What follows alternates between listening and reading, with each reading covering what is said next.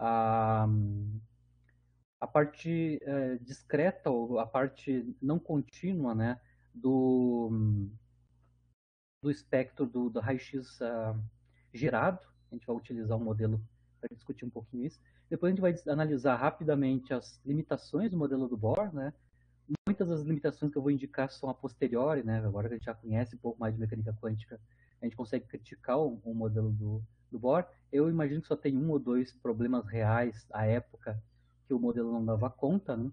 E a partir dessa restrição do modelo, né, a discussão do modelo, as limitações dele, a gente vai endereçar o modelo do Sommerfeld, que basicamente é uma generalização do modelo do Bohr, feita por o Sommerfeld em alguns anos depois da proposição, em 1916. O modelo do Bohr é de 1913, em 1916 o Sommerfeld propôs a generalização. A gente vai discutir bastante aqui como é que ele fez essa generalização, né? E também a gente vai analisar a questão, fazer exercício de fixação sobre os conteúdos que a gente viu nesta aula e na aula passada, especificamente sobre o modelo de Bohr.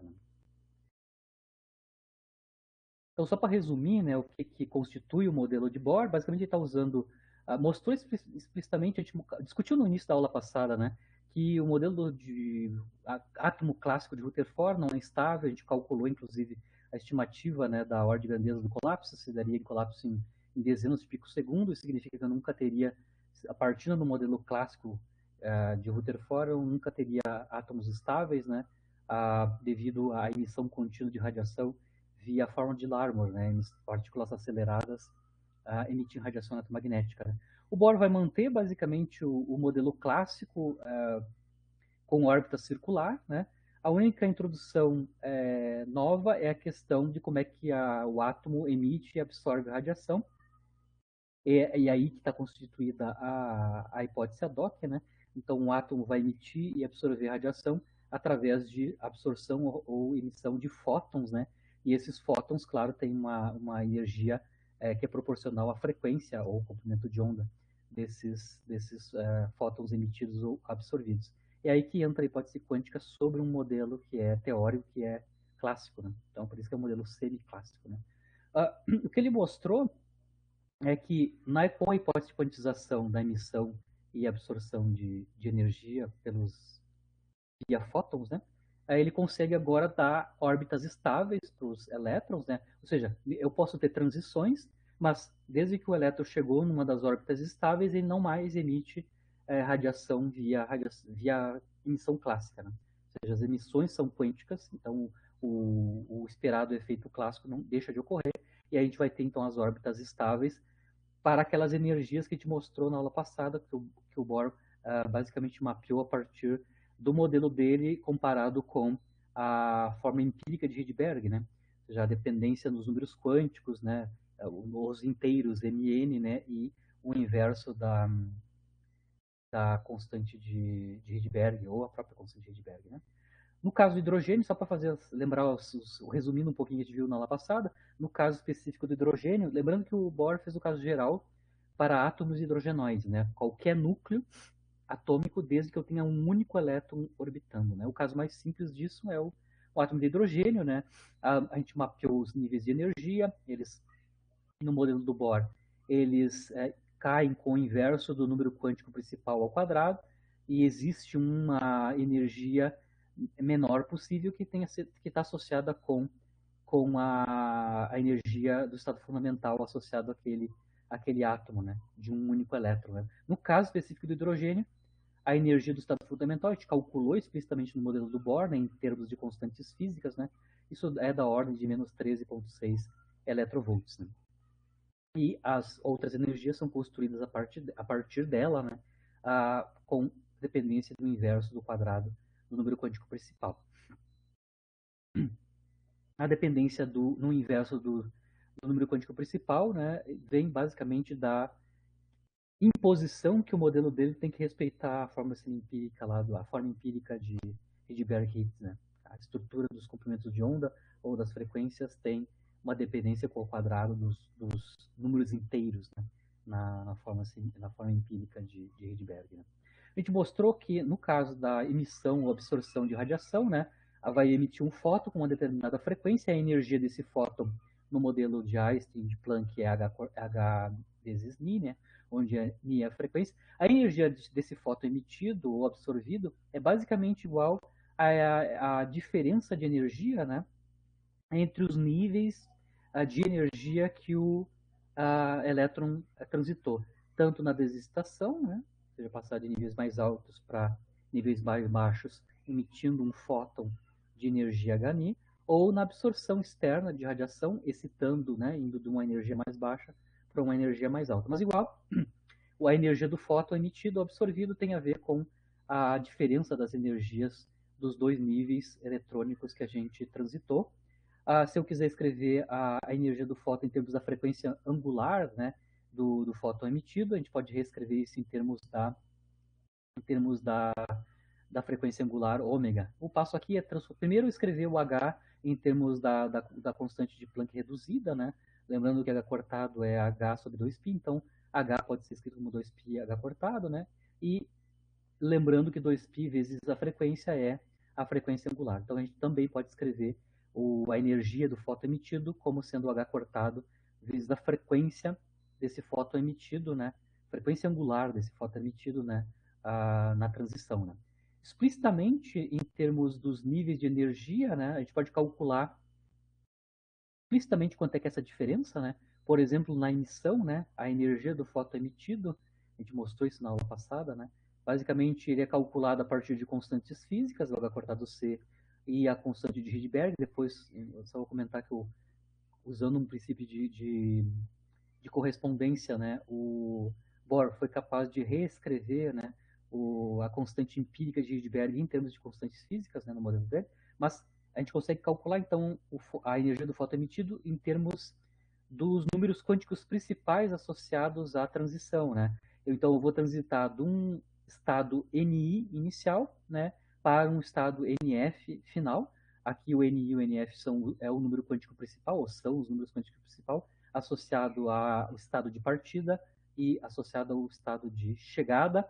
Aqui eu estou colocando explicitamente o estado de chegada final aqui no início para justamente corresponder à forma de Rydberg, né? O inverso do comprimento de onda é a constante de Rydberg multiplicada por 1 sobre m ao quadrado menos 1 sobre n ao quadrado, onde m quadrado é o inteiro associado à série, né? No caso do átomo de hidrogênio. Né? Lembramos também que o Bohr, para associar a constante empírica de Rydberg com constantes físicas, ele vai fazer o uso de um princípio, né? É um postulado, obviamente, né? Que determina que ele vai postular que o limite clássico vai ser recoberto, né? Nesse modelo quântico, ou semiclássico, né? O limite clássico vai ser recoberto no limite de grandes números quânticos. Como a gente só tem um único número quântico, que é o número quântico principal n, o limite clássico vai ser reobtido no limite de n grande, né? A gente mostrou explicitamente quando isso ocorre, onde o limite clássico, as frequências da radiação emitida tem que ser igual ou da mesma ordem, né? Da frequência angular de rotação, né, do elétron na sua órbita circular, que é um modelo do Bohr, né? A gente consegue, então, relacionar a constante empírica de Rydberg com as constantes físicas, né? Ela depende da constante de estrutura fina ao quadrado e do comprimento de onda Compton reduzido do elétron. Certo? Então, ele consegue reescrever o R em termos de constantes físicas via princípio da correspondência. E o espectro discreto, por exemplo, o espectro discreto de emissão do hidrogênio, né? No seu espectro de emissão, os comprimentos de onda associados às diferentes séries, né? Lyman, Balmer, Paschen e assim por diante, né? Onde a Balmer é a parte visível do espectro discreto de emissão do hidrogênio, eles são explicados no modelo do Bohr por transições em níveis de energia mais altos, ou seja, números quânticos maiores, né? Para os níveis de energias mais baixos. A gente pode ver explicitamente que na série de Lyman, né, os comprimentos de onda da série de Lyman correspondem a transições de N maiores que 1 até o estado fundamental. Então, todos os comprimentos de onda que constituem a série de Lyman, que é a parte de pequenos comprimentos de onda, né, que é a região do, acho que é ultravioleta, né? É ultravioleta, né? Isso vai corresponder às transições de elétrons com energias que estão com número quântico principal de 2 para cima, né? quando eles desexcitam, né? Quando eles desexcitam, o fóton emitido, né, vai ter um comprimento tal que corresponde a todas as linhas da série de Lyman. Então, são transições de níveis superiores para o nível fundamental. A série de Balmer, que tem uma parte do visível, né, são transições de níveis superiores para o segundo nível de energia. É o ponto de chegada na série de Balmer, são desexcitações de níveis superiores até o nível n igual a 2. A série de Paschen, que aí já é na região do infravermelho, né? São transições de níveis de energia maiores até o nível de energia n igual a 3. Então, no modelo do Bohr, ele consegue descrever todos os comprimentos de ondas, as estruturas das séries empíricas, né?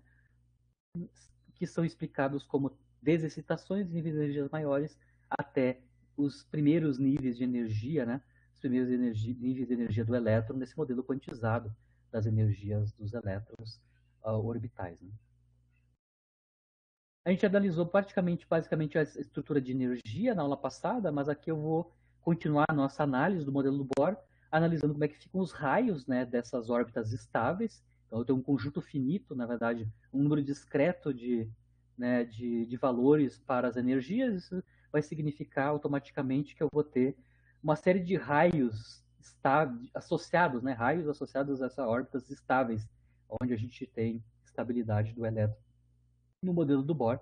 E também a gente vai ver a consequência para as velocidades e para o momento angular do elétron, se a energia dele é quantizada via modelo do Bohr. Né? Lembra só para lembrar como é que é a estrutura dos níveis de energia explicitamente, né, os níveis de energia no átomo de hidrogênio ou nos átomos hidrogenoides, onde eu tenho um núcleo com o número atômico Z, tem essa estrutura, a gente mostrou explicitamente na aula passada, né? Os níveis de energia caem com n quadrado e a magnitude da energia em joules ou eletrovolts, em geral, a gente está usando unidades de eletrovolts, né?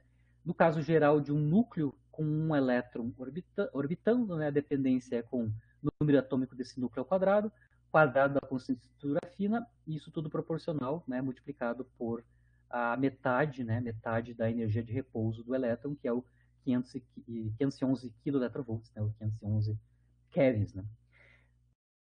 Na aula passada, ainda no modelo clássico, a gente conectou, né, os raios de órbita clássico com o valor do módulo da energia mecânica. A gente demonstrou essa relação na aula passada. A gente mostrou explicitamente que os raios de órbita clássico são inversamente proporcionais ao módulo da energia mecânica.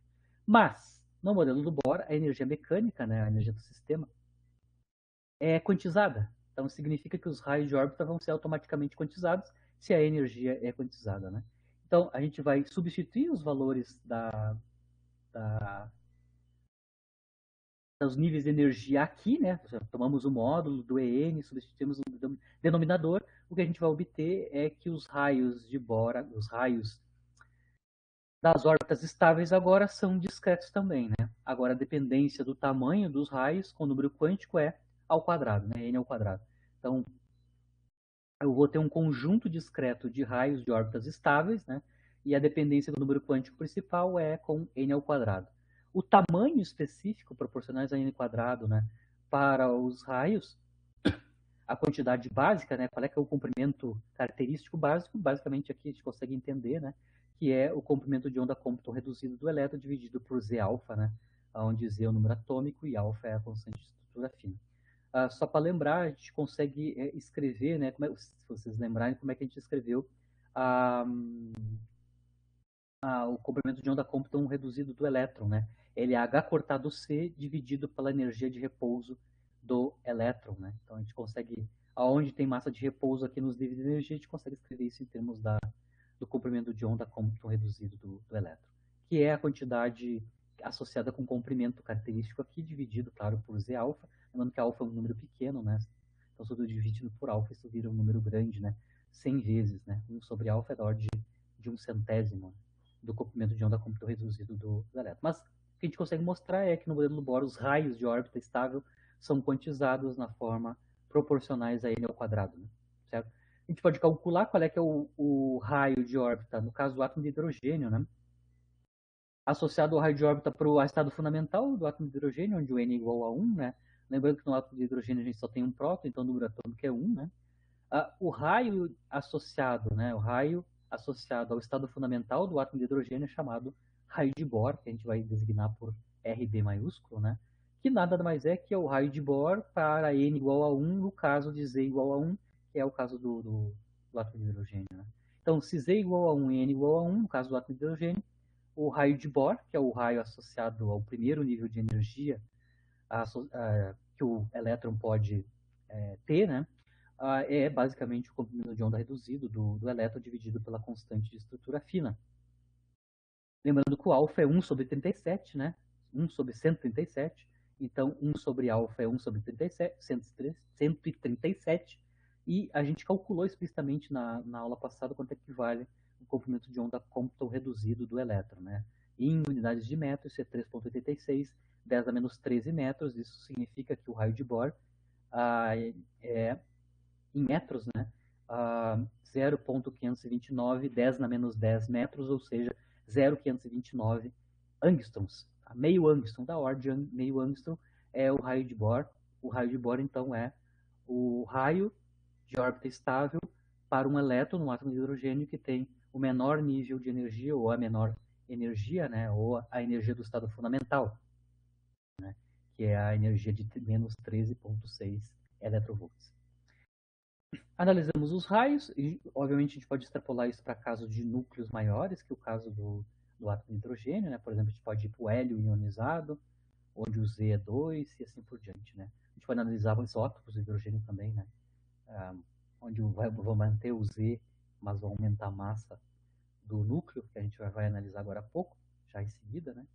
Agora, depois da análise do raio de órbita, que é quantizado também, né, no modelo do Bohr, a gente vai analisar a velocidade, também na aula passada a gente construiu a velocidade de órbita do elétron clássico, né?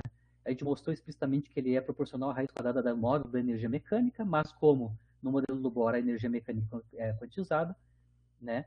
A gente pode escrever automaticamente, então a gente vai ter quantização das velocidades, né? Para cada nível de energia, o elétron vai ter uma determinada velocidade, né? Então, a gente consegue mostrar aqui explicitamente, né, que se a gente introduzir aqui módulo da energia mecânica quantizada, aqui no caso do elétron, né, a gente vai poder escrever, né, claro que eu vou perder a dependência da massa do elétron quando eu faço essa razão, obviamente. As constantes que sobram, né, eu tenho z quadrado alfa, então tirando raiz quadrada eu vou ter z alfa, inverso de n ao quadrado vai virar n, e o c quadrado vira, quando tira a raiz quadrada, vira a velocidade da luz. Então eu consigo mostrar que as velocidades são quantizadas, elas dependem do número quântico principal, né? Dá para ver claramente que a dependência no número quântico principal é o inverso do número quântico principal. Então, para as velocidades para órbitas e energias com n grande, eu vou ter uma diminuição da velocidade correspondente do elétron na sua órbita circular, né? Mas eu consigo mostrar que elas são frações da velocidade da luz, né? Onde essa fração da velocidade da luz é dada por z alfa dividido por n, onde z é o número atômico do núcleo, né? E alfa é a constante de estrutura fina. Né? A gente, no caso do átomo de hidrogênio, a gente pode calcular quanto é que é a velocidade de um elétron que está desenvolvendo uma órbita circular, cujo raio é o raio de Bohr, né? A energia desse elétron é a energia do estado fundamental. A gente pode calcular que no caso do hidrogênio, a velocidade V1, a velocidade do elétron com o raio de Bohr, né? A Z é igual a 1, então isso é basicamente alfa C, né? A velocidade do elétron no estado fundamental é alfa C, lembrando que isso é uma fração da velocidade da luz, o alfa é a constante de estrutura fina, é 1 sobre 137, então a gente consegue entender que o átomo de hidrogênio, no seu estado fundamental, a maior velocidade que o elétron pode ter, porque se a gente aumentar o n, a gente vai diminuir a velocidade com n, né? A maior velocidade que um elétron pode obter no átomo de hidrogênio no modelo do Bohr é 1/100 de C. Ou seja, o cara que tem maior velocidade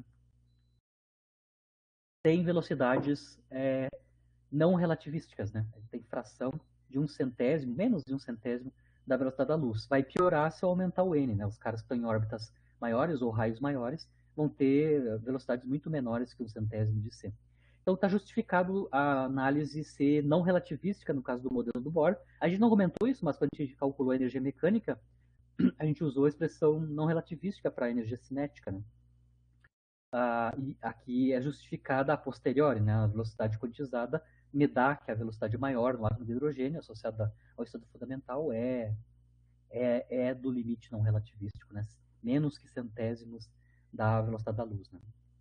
A gente mostrou também na aula passada qual é que é a expressão do momento angular, né, orbital, do elétron. Obviamente a gente está na órbita circular, o módulo do vetor momento angular orbital é mais simples, né, é basicamente o produto do raio de órbita pelo momento linear, né, do elétron, que tem a ver com a massa do elétron multiplicada pela sua velocidade, né, pela sua velocidade. Essa aqui é a expressão clássica, né, para uma órbita circular, mas aqui a gente acabou de mostrar que no modelo do Bohr, tanto o raio quanto a velocidade, ambos são quantizados, ambos são discretos e dependem do número quântico principal. Aqui eu estou colocando explicitamente as expressões para o raio e para a velocidade, no caso geral, como a gente mostrou, né? Vocês conseguem ver aqui, claro, que a gente tem que substituir o comprimento de onda Compton reduzido do elétron em termos da massa, da energia de repouso, né, do elétron, para ter o cancelamento dessa massa que está aqui, né? Mas se a gente fizer os cancelamentos que tem que ser feitos, né, o Z alfa com Z alfa, o N2 com N2, aqui eu vou ter H cortado sobre a massa de repouso multiplicado por C, lá, os Cs vão se cancelar. O que sobra no final das contas, né? Quando eu substituo os raios e as velocidades quantizadas, que o momento angular dos elétrons orbitais no modelo do Bohr, para o átomo, independente do átomo, inclusive, né? Aqui a dependência no Z sumiu, né? O momento angular orbital no modelo dos elétrons orbitais no modelo do Bohr são números inteiros de H cortado, com N começando 1, inclusive, né? Então aqui a gente também, no modelo do Bohr, devido à hipótese ad hoc, a gente tem uma outra quantização, que é a quantização dos momentos angulares orbitais. Né? Os momentos angulares orbitais são números inteiros de H cortado. A predição aqui do modelo do Bohr é que no estado fundamental, né, o átomo de hidrogênio tem um momento angular não nulo, né, equivale a uma unidade de H cortado. Né? Essa é uma predição explícita do modelo de Bohr. Né? O átomo de hidrogênio no estado fundamental, predito no modelo do Bohr, no modelo quantizado, é uma unidade de H cortado, lembrando que o N começa em 1 né, na nossa quantização. Até aqui a gente não falou muito sobre o núcleo, mas a gente já tinha assumido que o núcleo era muito massivo, né? Que ele basicamente não tem energia cinética, né? Porque a massa do próton, no caso do átomo de hidrogênio, é 2.000 vezes maiores que a do elétron. Então, basicamente, a gente pode pensar um núcleo muito pesado, né? Comparado com um elétron orbital. E, obviamente, esse núcleo não tem energia cinética associada, né? A gente pode colocar a origem do sistema de coordenadas colocado nele. Basicamente, o que a gente usou aqui no nosso modelo do Bohr, na aula passada, né, a gente utilizou o limite da massa do núcleo, né, que é a massa do próton, né, o limite infinito para a massa do núcleo, né, nessa análise da interação entre o elétron e o núcleo, né. Na verdade, o que a gente fez foi uma super simplificação, né, assumir massa infinita para o núcleo, né, ou seja, que ele não tem energia cinética, não tem recuo, né, no movimento do elétron, né, em torno dele, né? Mas isso aqui não é muito bem definido ou correto, né, do ponto de vista da mecânica clássica que o Bohr está usando, né? A interação entre o elétron e um núcleo, em mecânica clássica, é a interação de dois corpos, né? Lembra que na interação de dois corpos, e a interação é tipo central, né? A força eletrostática é central, então aqui eu tenho uma interação de dois corpos via força central. Lá na mecânica clássica, ao invés de usar, vou fazer aqui um parênteses de mecânica clássica, tá? Para quem fez a mecânica clássica comigo, a gente já viu isso aí. Para quem não viu, só para lembrar, né? Se eu tenho duas partículas interagindo, né? Ou seja, interação entre dois corpos, né? Ao invés de a gente usar as leis dinâmicas, a segunda lei, aplicada a cada uma das partículas, né, via os seus vetores posição, R1 e R2, os vetores posição das duas partículas, explicitamente medidas a uma origem de um sistema de coordenadas que é sistema inercial, né, eu posso, ao invés de escrever a dinâmica em termos das coordenadas, ou as vetores posição R1 e R2 dos dois objetos, eu posso escrever as leis dinâmicas em termos de dois vetores, Um é o vetor posição de centro de massa e o outro é o vetor posição relativa, né? O Rzão e o Rzinho, né? O Rzão é o vetor posição de centro de massa e o Rzinho é o vetor posição relativa, que é o vetor posição que parte de uma das partículas, né? Está localizado, o ponto de partida dele é uma das partículas e chega na outra, né? Ou seja, eu estou localizando uma partícula relativa à outra. Isso é o vetor posição relativa, né? Descrevendo o sistema em termos do centro de massa e do vetor posição relativa, a gente consegue mostrar lá em mecânica clássica, explicitamente, a gente pode fazer a conta, né, que as duas equações de movimento, uma para cada partícula, pode ser compactada em uma única equação de movimento, que envolve a força, o par, ação e reação, né, a força de interação. Essa única equação dinâmica, que descreve o movimento do sistema, né, e principalmente ele vai me descrever como é que varia no tempo o vetor velocidade relativa, vetor posição relativa, né? Essa equação única que descreve os dois corpos, né, como uma única equação dinâmica envolvendo a lei de força, né, envolve não a massa dos objetos, não a partícula de prova, mas uma quantidade que a gente chama massa reduzida do sistema, né, das duas partículas, né. Então, só para lembrar lá de mecânica clássica, a massa reduzida do sistema de duas partículas é o produto das massas das duas partículas interagentes dividido pela soma das massas, né. Aqui eu vou fatorar uma das massas, por exemplo, a massa m pequeno, né. Aqui eu já vou associar o maiúsculo e o minúsculo, a partícula menos massiva e a partícula mais massiva, né. Então aqui eu estou isolando a massa da partícula menos massiva, claro, eu estou dividindo em cima e embaixo por m grande, né? Essa equação aqui, né? Divido em cima e embaixo divido em cima e embaixo por m grande. Eu consigo mostrar então que a massa reduzida do sistema é proporcional à massa da partícula mais leve, né? A menos da informação que vem, essa fração que vem da informação da razão entre a massa mzinho e a massa mzão. Só para lembrar então, fechando parênteses, né? Se eu estou escrevendo corretamente, né, formalmente, um sistema de duas partículas em mecânica clássica, na verdade a massa do elétron que a gente está usando está errado, né? A gente tem que usar ali, ao invés da massa do elétron nas nossas contas, a gente usou porque a gente assumiu que a massa do núcleo é infinita, né? Mas se a gente for descrever corretamente em mecânica clássica, aonde tem massa do elétron, a gente teria que ter substituído pela massa reduzida do sistema próton ou núcleo elétron, né? Explicitamente, né?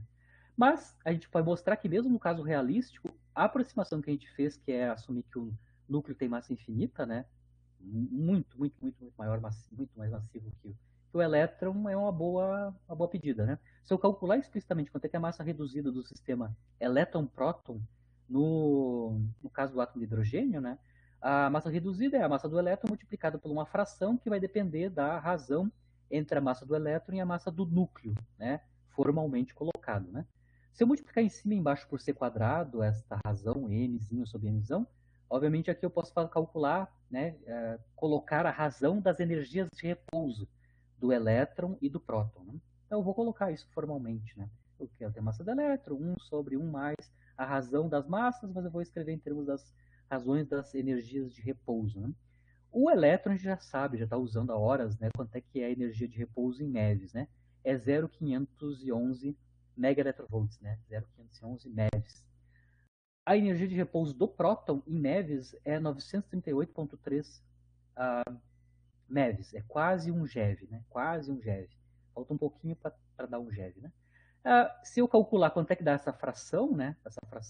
Essa fração vai corresponder a 99,946% da massa do elétron, como sendo a massa reduzida no sistema elétron-próton, elétron-núcleo, no caso do átomo de hidrogênio. Então, aquela aproximação que a gente fez de assumir, colocar lá nas expressões, né, a massa do elétron, em vez de formalmente colocar o correto, que seria a massa reduzida do sistema núcleo-elétron, né, para o caso do átomo de hidrogênio, está perfeito, né? 99,946% da massa do elétron é a massa reduzida. Então, não vai fazer tantas diferenças assim, né? Mas a vida não é fácil, né? Se a gente for calcular formalmente, né, para outros tipos de núcleo, qual é que é a massa reduzida e colocar corretamente lá a massa reduzida nas nossas fórmulas da energia, nas nossas fórmulas do raio, da velocidade, assim por diante, A gente tem que tomar o cuidado de colocar certinho lá, ao invés da massa do elétron, a massa reduzida do sistema, né? Elétron núcleo, né? No caso do átomo de hidrogênio está perfeito, não precisa se preocupar. Vamos analisar o caso do isótopo do hidrogênio, ainda hidrogênio, mas o isótopo mais massivo dele, que é o deutério, né? O H2, né? O deutério é um isótopo do hidrogênio e ele tem no núcleo não só um próton, ele tem um próton e um neutro, tá? Neutron. Tá? Lembrando que a massa do nêutron é próxima da massa do próton, bem parecido, um pouquinho maior, mas é quase a mesma ordem de grandeza. Tá? Então, o deutério, eu posso ter em torno do núcleo de deutério, que é um próton e um nêutron, eu posso ter um elétron orbitando. Esse núcleo de deutério pode ser modelado pelo modelo do Bohr, né? Tranquilamente. É um núcleo com um elétron orbital, né?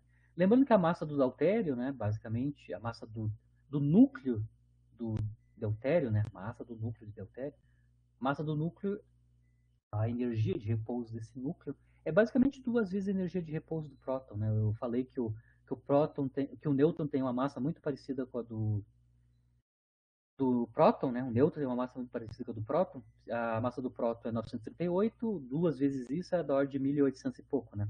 Então a massa do núcleo de deutério é 1876 megaelectrovolts. Basicamente é 2 vezes a massa do próton, né? Então é um núcleo mais massivo que no caso do átomo de hidrogênio usual, né? Deutério, o núcleo é mais massivo por ordem 2, né?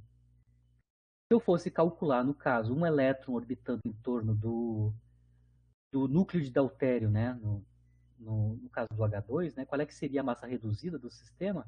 Seria a massa do elétron e ali, ao invés de ter a massa do próton, que é no caso do hidrogênio, eu substituiria pela massa do deutério, né, do núcleo de deutério, né, que é o 1876. Se eu fizer o mesmo cálculo que eu fiz no caso anterior para o caso do hidrogênio, eu posso mostrar que a massa reduzida do sistema elétron núcleo de deutério é ainda 99,973% da massa do elétron. Um pouquinho diferente do que está ali, né? Mas mais próximo ainda do limite de massa infinita, né? Do núcleo, né? Ou seja, eu posso substituir na descrição da física, né? Do órbita do elétron em torno do núcleo de deutério, usar, em vez de usar massa reduzida, tranquilo usar a massa do elétron. Então não tem problema. O problema vai começar a acontecer é que se quem está orbitando o núcleo não é o elétron, né? Por exemplo, se eu analisar um átomo de hidrogênio muônico, tá? O muon, o muon é um lepton, é uma partícula muito parecida com o elétron, tem a mesma carga, é igualzinho o elétron, só que ele é mais massivo, tá? É igualzinho o elétron, não tira nem bota as características, mas ele é só mais massivo que o elétron. O muon ele tem uma massa 200 vezes maior que a massa do elétron. É um primo do elétron mais gordo, né? 200 vezes mais massivo, né? Lembra, o, o muon é muito parecido com o elétron, ele tem carga -1, etc. Eu posso construir um átomo de hidrogênio onde, ao invés de ter um elétron orbital, eu tenho um muon orbital. Não tem problema nenhum, porque a interação clássica ainda é a eletrostática, né? Como o muon tem sinal igualzinho à mesma carga do elétron, ele vai orbitar o próton, um átomo de hidrogênio muônico, né? A única diferença é que agora a massa do muon é 200 vezes maior que a massa do elétron. E a gente pode até analisar, obviamente só um detalhe, né? O muon livre, ele decai, ele não é uma partícula estável, tá? Então, depois de um certo tempo, o muon rapidamente decai. Então, na natureza, livremente, a gente não observa átomos muônicos, né? Mas a gente pode construir artificialmente átomos muônicos, né? ah, construir artificialmente porque o mundo livre decai, né, rapidamente. Mas igual, se eu conseguisse construir um átomo mônico, que o pessoal ocidental consegue construir esse tipo de átomo mônico tranquilamente, átomo de hidrogênio mônico tranquilamente, no caso desse do átomo de hidrogênio mônico, a gente pode recalcular qual é que seria a massa reduzida do sistema muon-próton, né? No caso do hidrogênio muônico, né? Então, se eu fizesse o mesmo procedimento, lembrando que a massa do muon é 200 vezes mais massivo a massa do elétron, posso recalcular. Então aqui eu mantenho a massa do próton com a massa do núcleo, mas só que substituo a energia de repouso do elétron pela energia de repouso do muon, e a energia de repouso do muon é 207 vezes maior que a energia de repouso do do elétron, ou seja, é os 0,511 MeV multiplicado por 207. Isso dá 1777,8 MeVs. Agora eu consigo mostrar que a massa reduzida do sistema do hidrogênio muônico, mu1 próton, né? mu1 próton, isso já é menos de 90% da massa do muon. Aí já começa a mudar de figura esse truque, né? Essa vantagem de assumir que o meu núcleo é muito mais massivo do que quem está orbitando. Né? Já no caso do átomo hidrogênio muônico, substituir a massa reduzida pela massa do muon, né? A massa reduzida pela massa do muon, explicitamente, não é uma boa aproximação. Eu tenho uma perda aí de 10%. E aqui a gente pode calcular, inclusive, sabida a massa reduzida do sistema, como é que é as energias e os raios de órbita, né, de um átomo de hidrogênio muônico. Se a gente for no modelo do Bohr e calcular qual é, que é a energia do estado fundamental do átomo de hidrogênio, lá no átomo de hidrogênio, a energia do estado fundamental é basicamente menos alfa quadrado sobre 2, né? A massa reduzida do sistema elétron-próton, no caso do átomo de hidrogênio mesmo, né? Que a gente já mostrou que a gente pode substituir a massa reduzida pela própria massa do elétron, não tem problema nenhum, né? Vezes c quadrado. Aqui no átomo de hidrogênio muônico, eu posso também calcular quanto é que vale a energia do estado fundamental de um átomo muônico desses, né?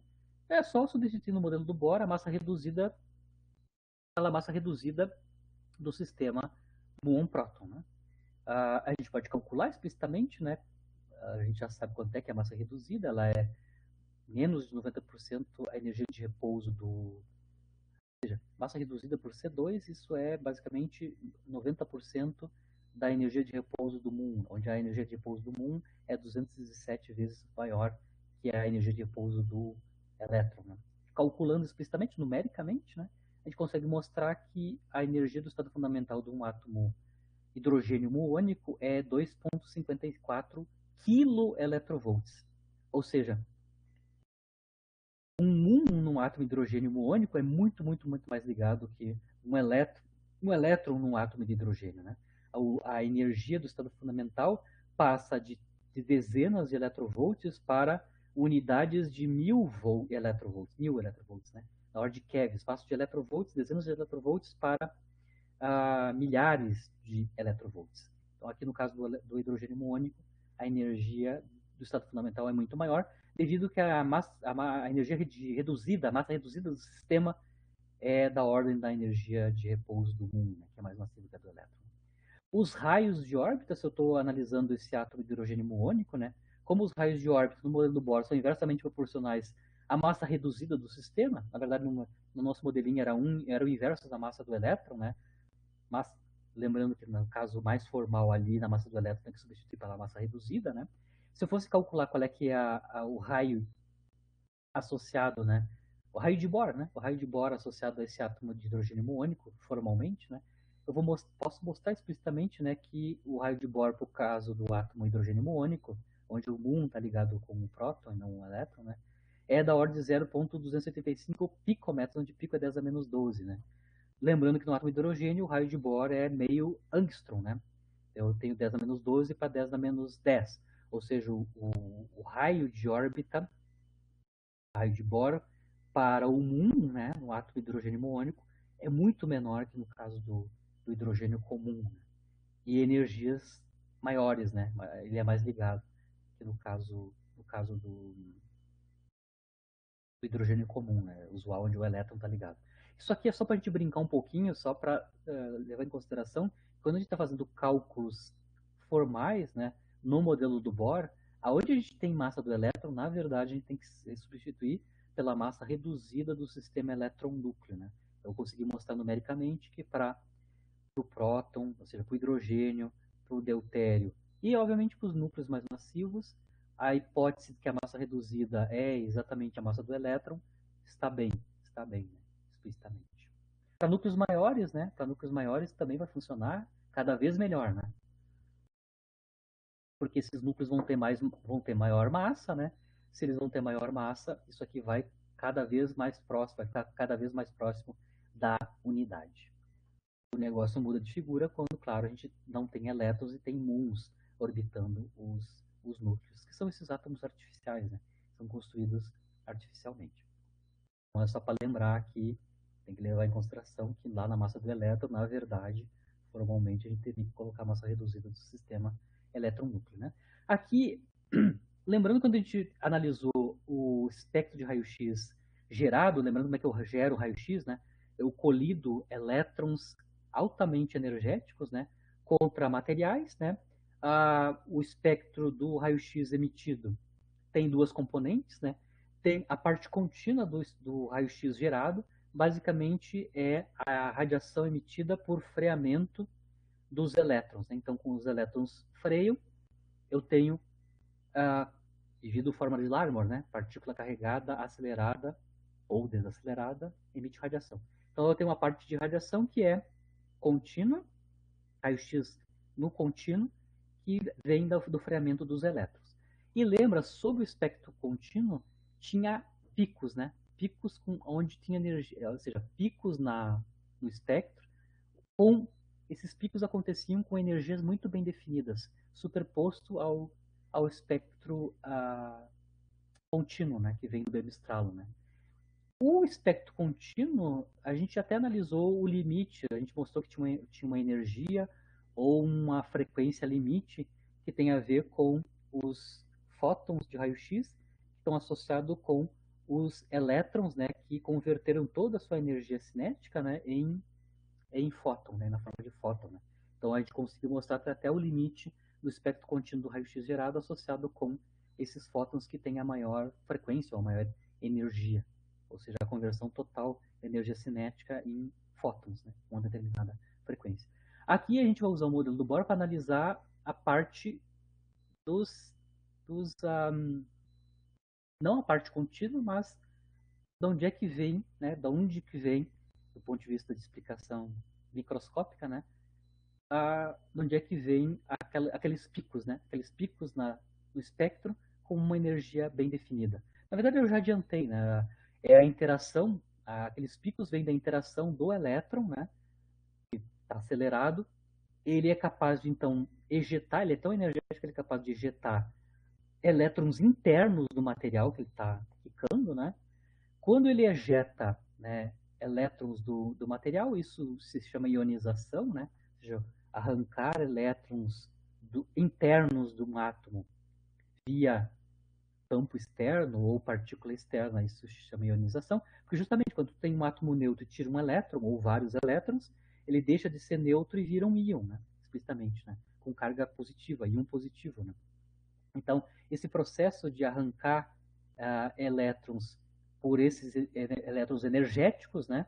Arrancar elétrons internos dos átomos, né? É chamada ionização. Aqui a gente vai explicar o que ocorre quando tem a ionização, que é justamente aqueles picos que aparecem com energias bem definidas sobre o espectro contínuo do raio-x gerado, tem a ver com a emissão de fótons quando elétrons que estão nos níveis de energia ou camadas superiores caem, né?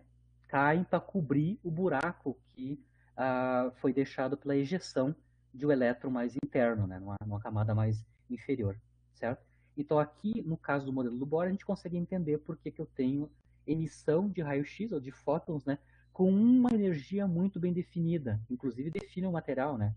O aparecimento de picos com certas energias caracterizam um material, se eu estou analisando o espectro de raio-x gerado por aquele material que eu estou colidindo os elétrons. Né? Aqui, no modelo do Bohr, está claro porque que eu tenho a emissão de fótons, ou seja, raio-x, com uma energia bem definida. É justamente elétrons que estão em camadas superiores e vão transitar para aquele buraco que foi deixado nas camadas inferiores. Lembrando que no modelo do Bohr, quando eu faço isso, quando eu faço uma desexcitação, né, ou seja, transito de níveis de energias com N maior para N menor, por exemplo, fundamental, primeiro estado excitado, eu tenho emissão de um fóton com uma energia muito bem definida, ou seja, com uma frequência bem definida, com um comprimento de onda bem definido. Então, como é que eu explico no modelo do Bohr por que aparecem aqueles picos, né, com energias bem definidas, que correspondem a comprimentos de onda bem definidos, né, no espectro de raio-x gerado, né? Lembrando que o comprimento de onda ou a frequência daquele pico que vai aparecer tem a ver com a energia do fóton, né? Basicamente a energia do fóton gerado, né, na transição vai ser a diferença, a energia do fóton gerado nessa transição basicamente vai ser a diferença da energia do elétron mais externo comparado com a energia onde ele vai chegar, né? Ele vai chegar num nível de energia menor, né? Essa diferença da energia dele quando ele está nas camadas mais externas, chegando numa camada mais interna, nos dá o valor da energia do fóton emitido e automaticamente eu já conheço a frequência e o comprimento de onda desse cara emitido, que aparece como um pico lá no raio-x gerado. Aqui eu vou fazer um exemplo mais simples da aplicação explícita numérica. Aqui eu falei quantitativamente, né? Perdão, qualitativamente, né? Como é que eu consigo explicar os picos no espectro de raio-x gerado, lembrando que, explicando aqui qualitativamente no modelo do Bohr como desexcitação, né? Elétrons de camadas superiores que vão ocupar aquele buraco devido à ejeção.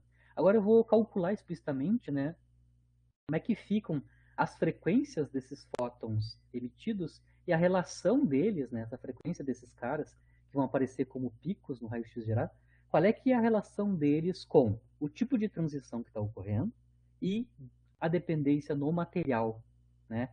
A gente falou naquelas aulas que a gente falou do raio-x gerado que os picos caracterizam, né? Os picos que aparecem no espectro do raio-x gerado caracterizam o material. Para cada material, os picos acontecem em lugares diferentes, em comprimentos de onda ou energias diferentes, né? Aqui eu vou fazer uma transição mais fácil, que dá para usar diretamente o modelo de Bohr rapidamente, né? Eu vou assumir que na minha ionização aqui saiu um elétron do nível de energia N igual a 1, ou seja, do estado fundamental. Lembrando aqui que eu estou falando não do átomo de hidrogênio, estou falando de átomos com muitos elétrons, tá? Então aqui eu tenho várias camadas, cada camada, são os níveis de energia N1, N2, N3, são preenchidos por elétrons, né? Aqui eu vou dizer que o elétron que foi arrancado está na camada ou no nível de energia N igual a 1, e o elétron que vai cair para preencher, né, por exemplo, está vindo da camada imediatamente superior, que é a N igual a 2. Então aqui eu estou para fazer uma conta numérica explícita, quantitativa, eu vou fazer essa transição do N igual a 2 para o N igual a 1, onde tinha um elétron que é arrancado do N igual a 1. E aí eu vou ter uma emissão de um fóton com uma certa energia, com um certo comprimento de onda.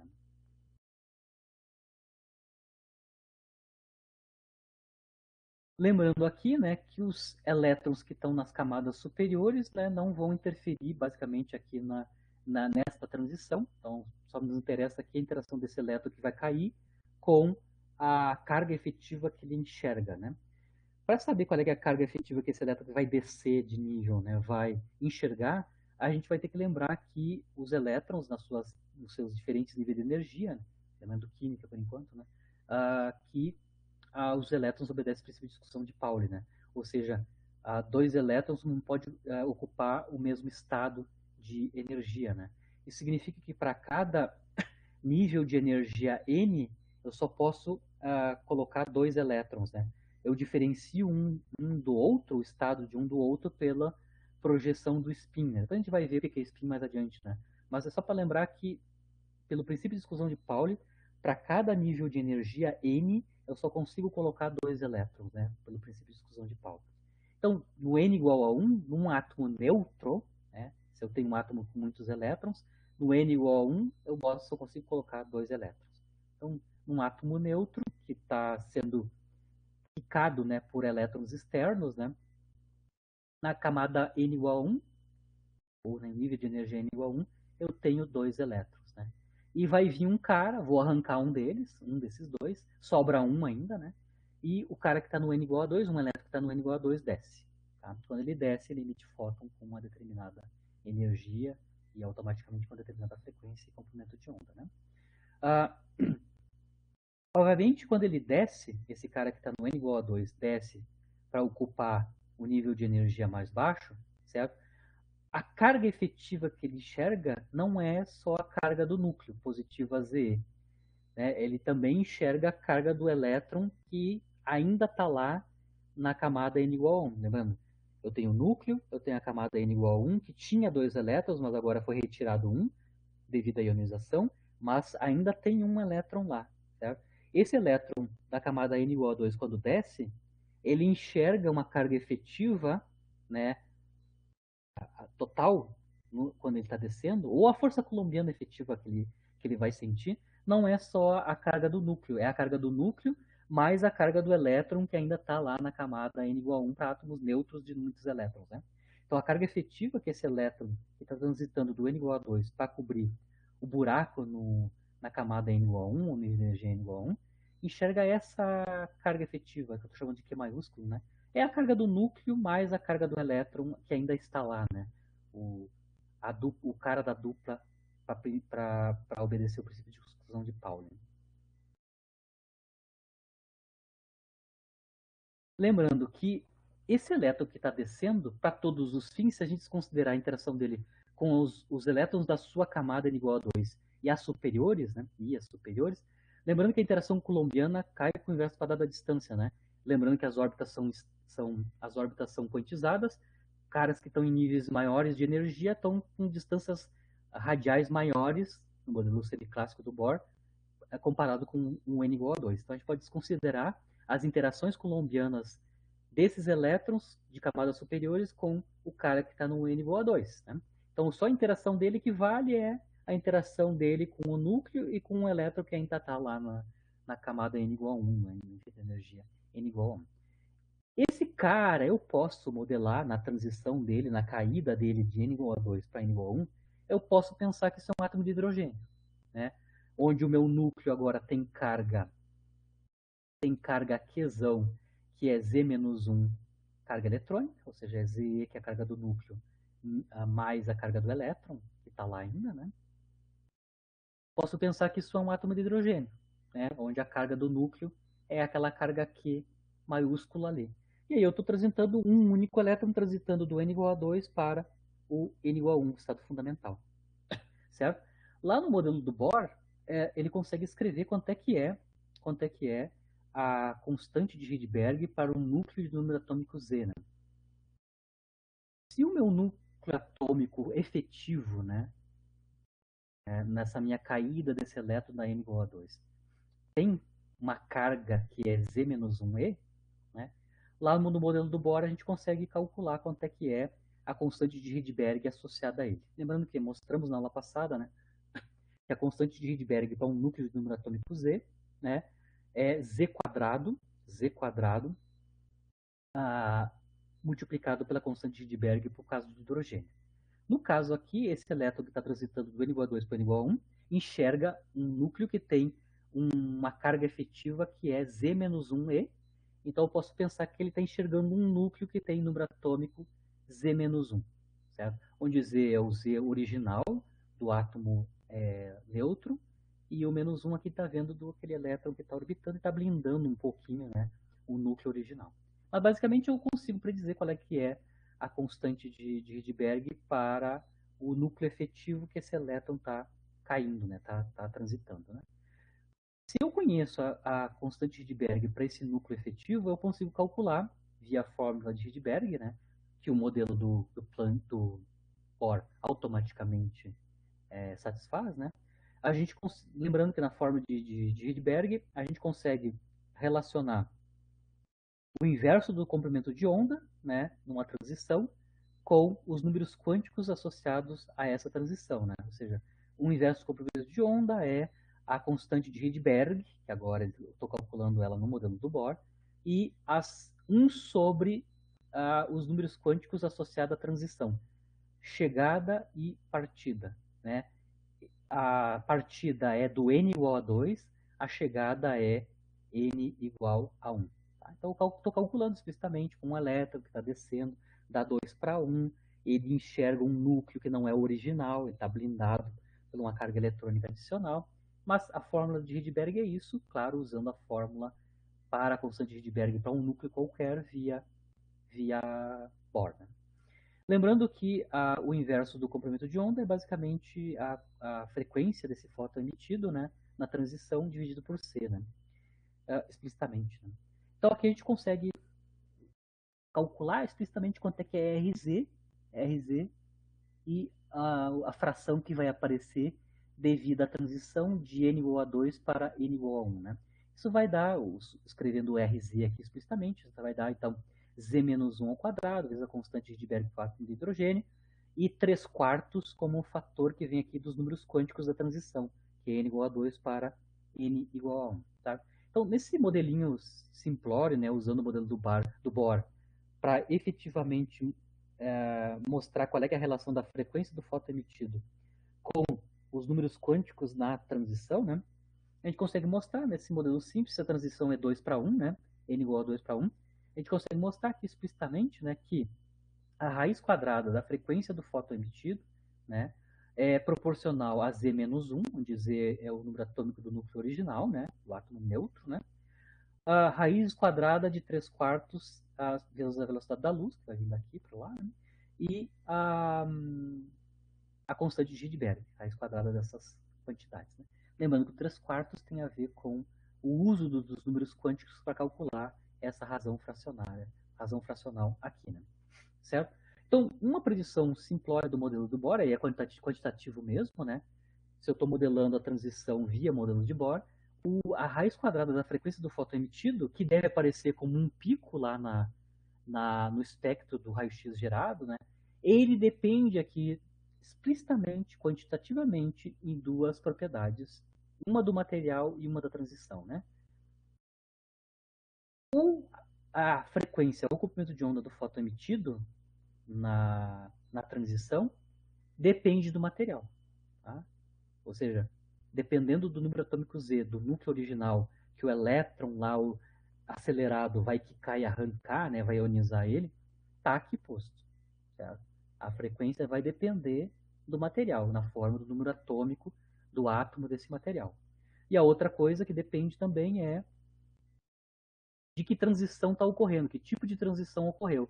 Essa fração 3 quartos aqui basicamente é 1 sobre nf ao quadrado menos 1 sobre ni ao quadrado. Então, dependendo da transição que está ocorrendo, que no nosso exemplo aqui é 2 para 1, né, que dá 3 quartos, essa razão fracionária, se eu tivesse transições diferentes, né, níveis de energia diferentes na transição, ele vai aparecer nesta fração que vai acompanhar o C e a constante de Rydberg. Tá? Isso é uma predição do modelo do Bohr, explicitamente, né? A dependência no número atômico do tipo de átomo que os elétrons estão quicando e a transição específica. Isso é quantitativo, né? Teve um cara experimental, que é o Moseley, né? Ele mostrou que realmente comparando os espectros, os picos que aparecem nos espectros de raio-x gerado de diferentes elementos, se eu mapear as frequências dessas radiações emitidas, a parte que tem associada ao pico, né, com aquela energia, aquele comprimento de onda bem específico, né, ele notou que realmente, experimental, essa dependência linear no número atômico do elemento é verdade. Ocorre experimentalmente, ela é verificada experimentalmente. Aqui a dependência linear é uma predição no modelo simplificado, no modelo de Bohr. Né? Mas o Moseley mostrou que experimentalmente, se tu comparar as raiz quadrada das frequências dos picos que aparecem no raio-x gerado, em termos de Z, ou seja, em termos dos elementos químicos, né, que tu está usando para quicar os elétrons, a dependência linear é observada. Então, já o modelo do Bohr consegue descrever experimentalmente essa propriedade, né? Numa nomenclatura que a gente está usando até hoje, né? Lembrando que para cada transição diferente eu vou ter uma dependência diferente aqui no coeficiente angular e linear da relação linear entre raiz de ni e z, né? Não sei se vocês conseguem entender, né? A relação entre ni, raiz de ni e z é linear, mas vocês conseguem entender daqui que a inclinação ou seja, o coeficiente angular dessa relação linear entre raiz de ni e z depende explicitamente, né? Depende explicitamente de que tipo de transição ocorre. Ou seja, dependendo do tipo de transição, eu vou ter inclinações diferentes, porque esse número 3 quartos é basicamente dependente de que tipo de transição ocorreu. O 3 quartos vem de 2 para 1, né? Mas se eu fizer transições diferentes, eu vou ter diferentes fatores aqui, isso significa diferentes inclinações para a reta raiz de ni versus n. E também eu consigo mostrar que a, o coeficiente, o coeficiente linear dessa relação vai te dizer quantos elétrons efetivamente o cara que está baixando, que está transitando, está enxergando, né? Se eu trocar aqui quantos elétrons tem na parte de baixo, né, na transição, eu vou mudar esse número 1 aqui, né? Aqui no 1 eu só tinha um elétron, mas eu posso vir de caras mais de cima que enxergam mais elétrons. Então, o coeficiente linear dessa relação raiz de Mi com Z te dá informação também qual é que é o número de elétrons que o elétron que está descendo, está necessitando, está enxergando. Tá? O Moseley estudou em detalhes isso, né? E ele usa, até hoje a gente usa a nomenclatura que o Moseley utilizou, né? Essas transições que vão acabar sempre no estado fundamental, no estado n igual a 1, no Moseley estão associados com o que ele chamou de linha K-alfa, né? Então, as linhas K-alfa no modelo do Moseley, ou nas análises do Moseley, né? São picos do raio-x gerado que estão associados a transições superiores, né? Que seja o preenchimento, né? Preenchimento de buracos eletrônicos na camada n igual a 1 ou no nível de energia n igual a 1, certo?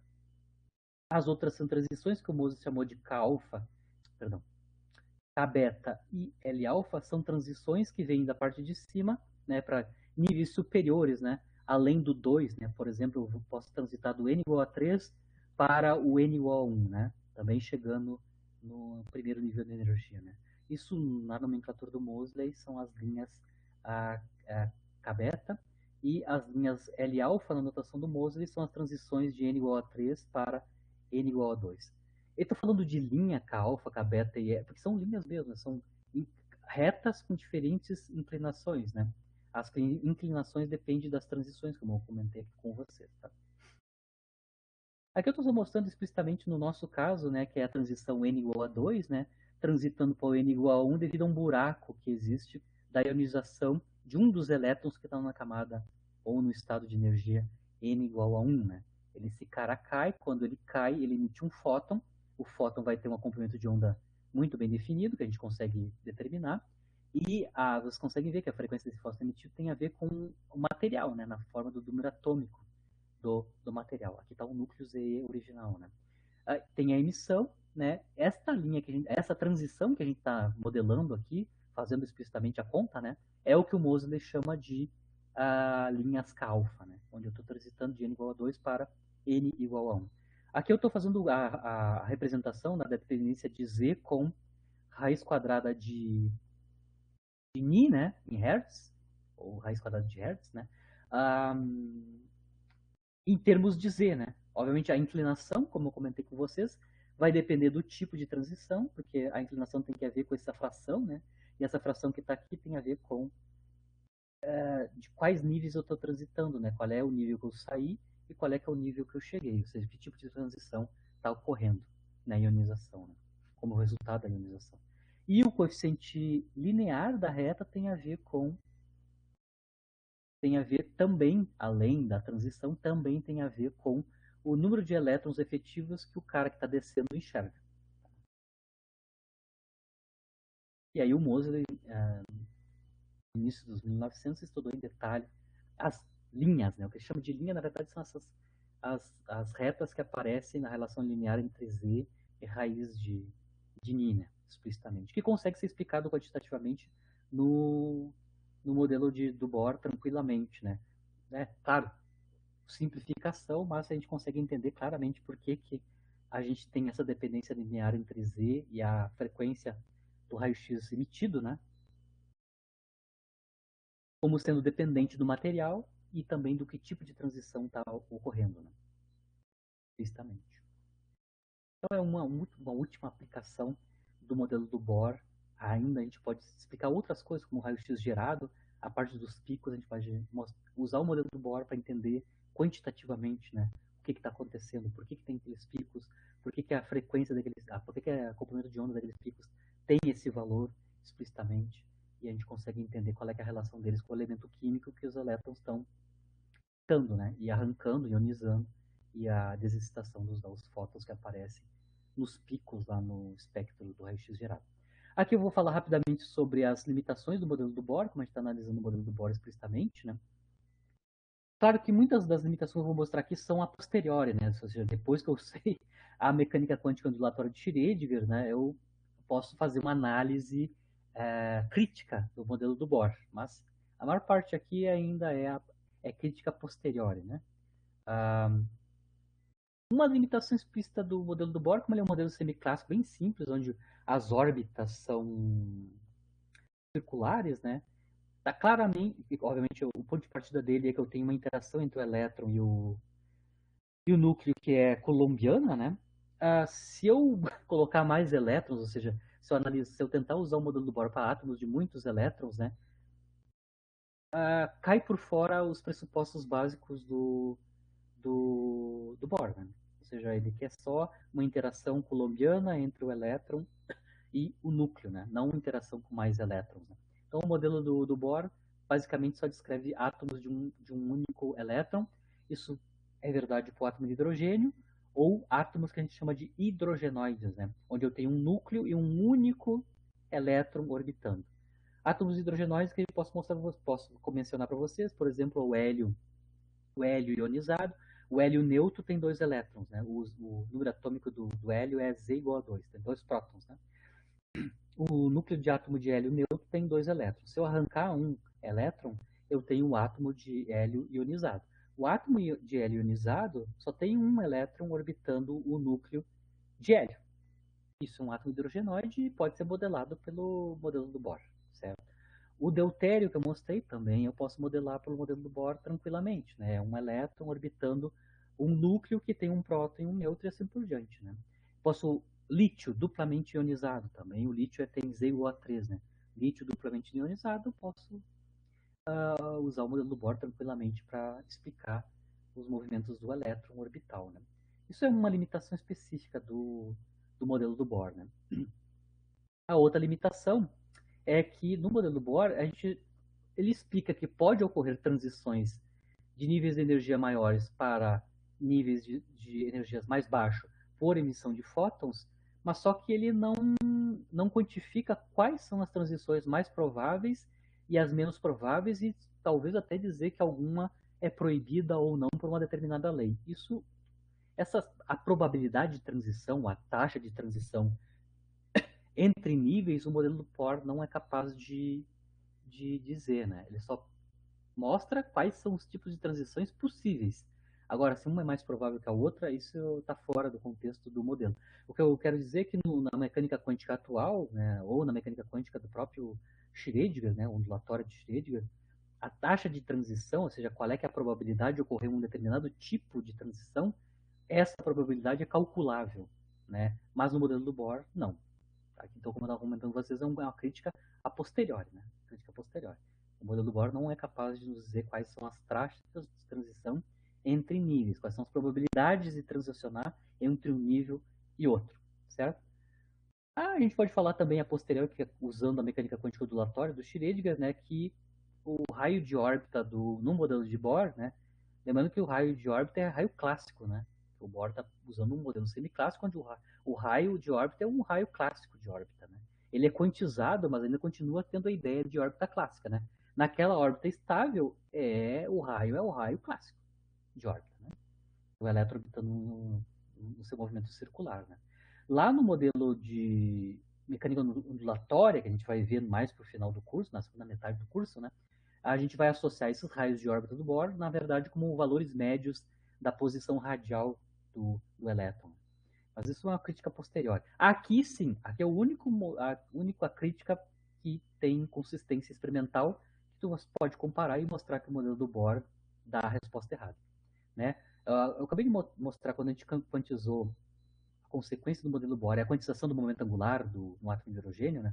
Do elétron no átomo de hidrogênio, eu mostrei que uma predição explícita do modelo do Bohr é que o momento angular orbital do elétron no estado fundamental não é zero, é uma unidade de h cortado. Só que experimentalmente, né, o momento angular do, do átomo de hidrogênio no estado fundamental é zero. Então aqui é a primeira crítica de inconsistência teórica do modelo do Bohr com medida experimental. Ele não descreve corretamente o momento angular do, átomo de hidrogênio no estado fundamental. Ele diz que tem que ter um momento angular não nulo, uma unidade de água cortada, só que experimentalmente é zero o momento angular orbital do átomo de hidrogênio, certo? No estado fundamental. Uma outra coisa que o modelo do Bohr não consegue explicar é isso, claro, quando o pessoal começou a fazer medidas de alta precisão sobre os espectros dos elementos, inclusive do hidrogênio, tá? O que eles mostraram é que os níveis de energia que a gente já conhecia do hidrogênio, por exemplo, né, que são as raias grossas, né, que são modelados pela forma empírica lá de Rydberg, né, aqueles comprimentos de onda das diferentes séries, Lyman, Balmer, etc. Quando a gente começa a aumentar a precisão da medida dos comprimentos de onda da radiação, ou seja, quando a gente aumentar a precisão da medida dos espectros, né, a gente vai ver que, na verdade, aqueles comprimentos de onda bem conhecidos que seguem, né, a ordem empírica, né, da forma de Rydberg, né, na verdade, quando a gente aumenta a precisão, né, da medida das comprimentos de onda que estão saindo no espectro de emissão, a gente vai começar, na verdade, a ver subestruturas, tá? Aonde deveria ter uma única raia, por exemplo, um único comprimento de onda, né, na verdade eu tenho dois, né, associados ao N igual a 2, por exemplo, né? Ou seja, quando a gente aumenta a resolução, né, na medida dos espectros de emissão e de absorção, a gente vai ver que, na verdade, tanto para o átomo de hidrogênio quanto para os outros átomos, né, a gente começa a ver o que a gente chama de estrutura fina. Né? A estrutura fina é, além daqueles comprimentos de onda bem conhecidos, grossos, né, que são modelados via forma empírica de Rydberg, em torno delas, a menos do estado fundamental, né? Em torno delas eu tenho sub-raias, né? Outros comprimentos de onda muito próximos da raia principal, do comprimento de onda principal, que já era conhecido já logo depois que o Bohr propôs o modelo dele. Então, essa estrutura fina do espectro não é possível explicar no modelo do Bohr, né? Também, se a gente aplicar campos externos, tanto magnéticos quanto elétricos, né, nos átomos, e medir o espectro que sai daí, também a gente vai ver uma estrutura rica de subestruturas. Né? Mas, mesmo não aplicando campos externos, para níveis de energia maiores, a gente sempre enxerga um, uma estrutura rica que a gente chama de estrutura fina dos espectros atômicos, principalmente aqui no caso do hidrogênio, que a gente já conhece bem. Isso também o modelo do Bohr não é capaz de descrever uma coisa real, né? Então, a estrutura fina não é explicável pelo modelo do Bohr. Né? Ele só explica as raias grossas, né? Por razões óbvias, né? Porque o Bohr usou a hipótese de quantização e impôs que o modelo dele teria que dar a forma empírica de Rydberg como ponto de partida, né? Ele impôs isso, né? O Sommerfeld, que eu vou mostrar aqui qual é, que é a ideia do Sommerfeld, né? Ele vai generalizar o modelo do Bohr e vai tentar então explicar por que ocorre a estrutura fina do átomo de hidrogênio, dos outros átomos, né, com mais elétrons, a partir da construção da introdução de um número quântico a mais, além do n, ou o número quântico que o Bohr introduziu na quantização dos níveis de energia. Né? O Sommerfeld chegou à conclusão de que se eu introduzo mais um número quântico na escrita dos níveis de energia, o fato de eu ter dois números quânticos, eu consigo construir a estrutura fina dos átomos de hidrogênio ou dos outros átomos que apresentam aquela estrutura fina. Né? O Sommerfeld vai adicionar um número quântico adicional no modelo do Bohr através, começando antes, né, uma construção, ou postulou, o Sommerfeld e outros, né, por exemplo, o Wilson, né, postulou regras de quantização geral, né, além daquelas que o Planck e o próprio Bohr propuseram. Né. A gente tem duas regras de quantização, uma que é a quantização da energia dos osciladores, né, que é a hipótese de quantização do Planck, onde as energias dos osciladores não são contínuas, são discretas, né, em números inteiros de Hν. E aqui no modelo do Bohr a gente viu que o momento angular orbital, né, dos elétrons orbitais também são quantizados com número inteiros de H cortado. O Sommerfeld e o Wilson vão propor, né, vão postular em 1516, né, lembrando que o modelo do Bohr é de 1913, né, em 1516, o Sommerfeld e o Wilson vão propor uma regra geral de quantização, onde essas regras de quantização propostas pelo Bohr e pelo Planck são casos particulares dessas regras de quantização geral. Tá? O que eles vão propor? Eles vão postular que, se no meu sistema que eu estou analisando, aí depende qual sistema que eu estou analisando, né? Se no meu sistema que eu estou analisando, né, em nível, claro que são sistemas microscópicos, né? Tipo atômicos, né? Se eu tiver uma coordenada, uma determinada coordenada, que é periódica, certo? Eu posso construir uma regra de quantização associada a esta coordenada. Então, eu vou supor que eu tenho uma coordenada que é periódica. Né? No caso do Planck, como é o oscilador harmônico, a gente já sabe qual é, que é a variável que é periódica, né? É a posição, é o x. X de t é periódico. No caso do modelo do Bohr, o momento angular ser quantizado, a variável periódica é o ângulo polar, né? O ângulo polar roda de 0 a 2π, né? No círculo, né? O raio é fixo, mas o ângulo polar θ varia de 0 a 2π. Né? Então, eles vão propor uma regra geral que, se toda vez que eu tiver uma coordenada periódica e eu entender ou saber qual é que é o momento pq associado a essa função periódica, ou essa variável periódica, a regra de quantização postulada é essa daqui, tá? A integral em um período completo do momento associado à variável periódica, integrada na variável periódica. Isso é um número inteiro da constante de Planck. Isso aqui é uma postulação, né? Isso aqui é uma regra de quantização genérica.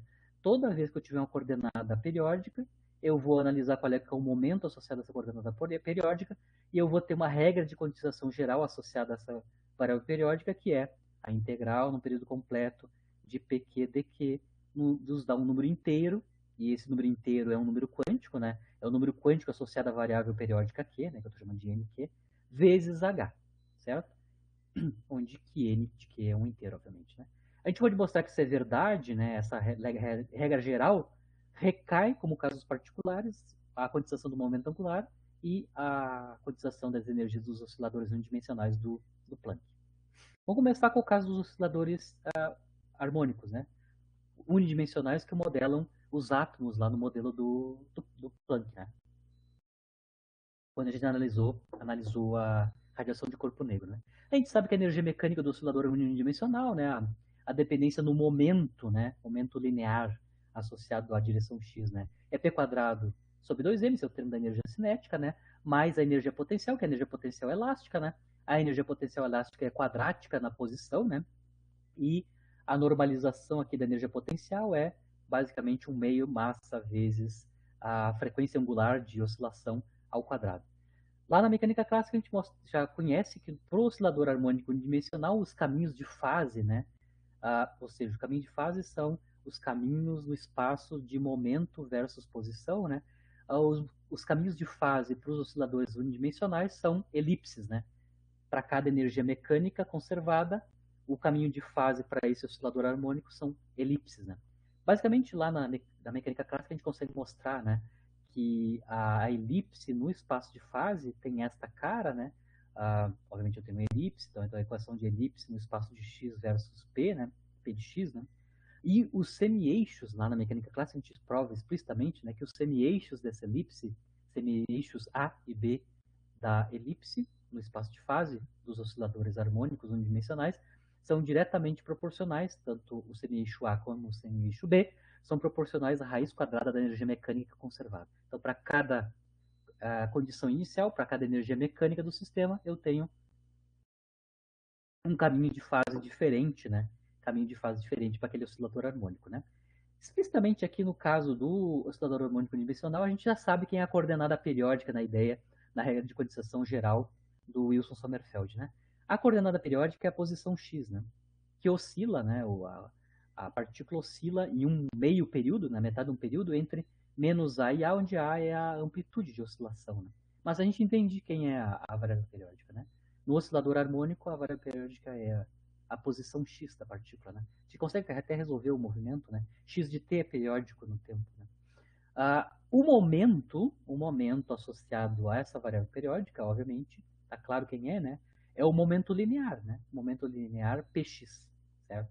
Então eu posso explicitamente calcular, usar a regra de quantização geral de Wilson-Sommerfeld no caso particular do oscilador harmônico, né? A integral do período completo de pq dq, que no caso aqui do oscilador harmônico vai ser a integral sobre um período completo do p de x, ou seja, momento linear dx, né?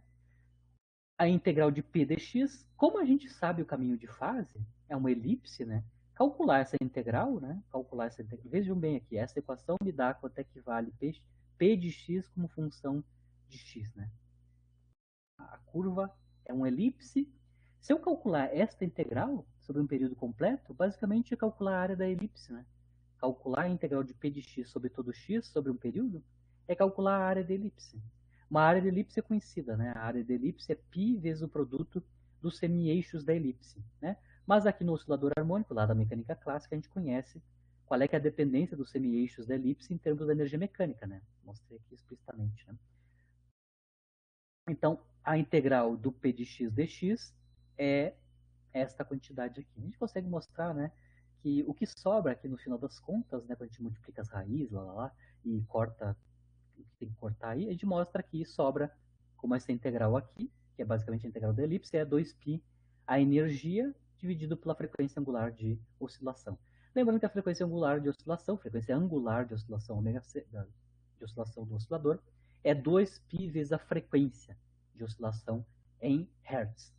Né? Lembrando que no modelo de quantização geral do Wilson-Sommerfeld, esta integral, né, sobre o período completo é um número inteiro de H, ou seja, nxh, onde nx é o número quântico associado à quantização da energia do oscilador harmônico.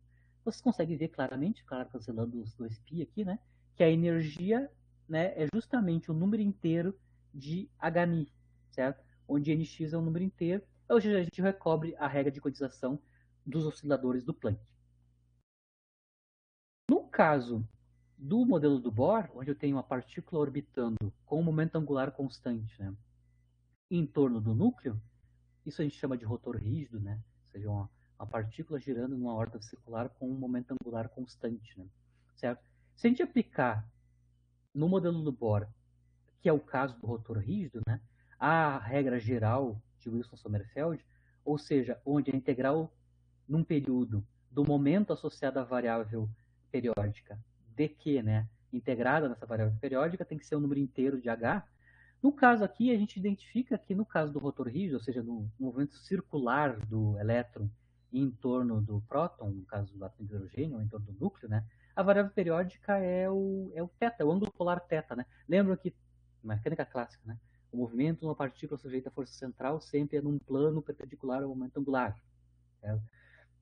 Obviamente, se é num plano, eu posso descrever o movimento em termos das coordenadas plano polares, né? Ou seja, eu tenho duas coordenadas, o r e o θ, né? No caso, a coordenada periódica é o θ, que roda entre 0 e 2π, né? Em cada período de revolução, né? E o momento associado, que é o p de θ, né? O momento associado a essa variável periódica é o momento angular. Então, aqui, se eu aplicar a regra de quantização geral de Wilson-Sommerfeld, a integral de período completo, né, de pθ dθ, onde θ é variável periódica, como o momento angular é constante, ele sai para fora da integral, e a integral aqui é a integral do período completo de dθ, que é 2π, né? Então, integrar sobre todos os θs no período vai dar 2π. Então, na regra de quantização de Wilson-Sommerfeld, o 2πl, né, tem que ser um número inteiro de H. Obviamente, eu estou chamando de nθ esse número inteiro, né, associado à variável periódica ângulo polar. Né?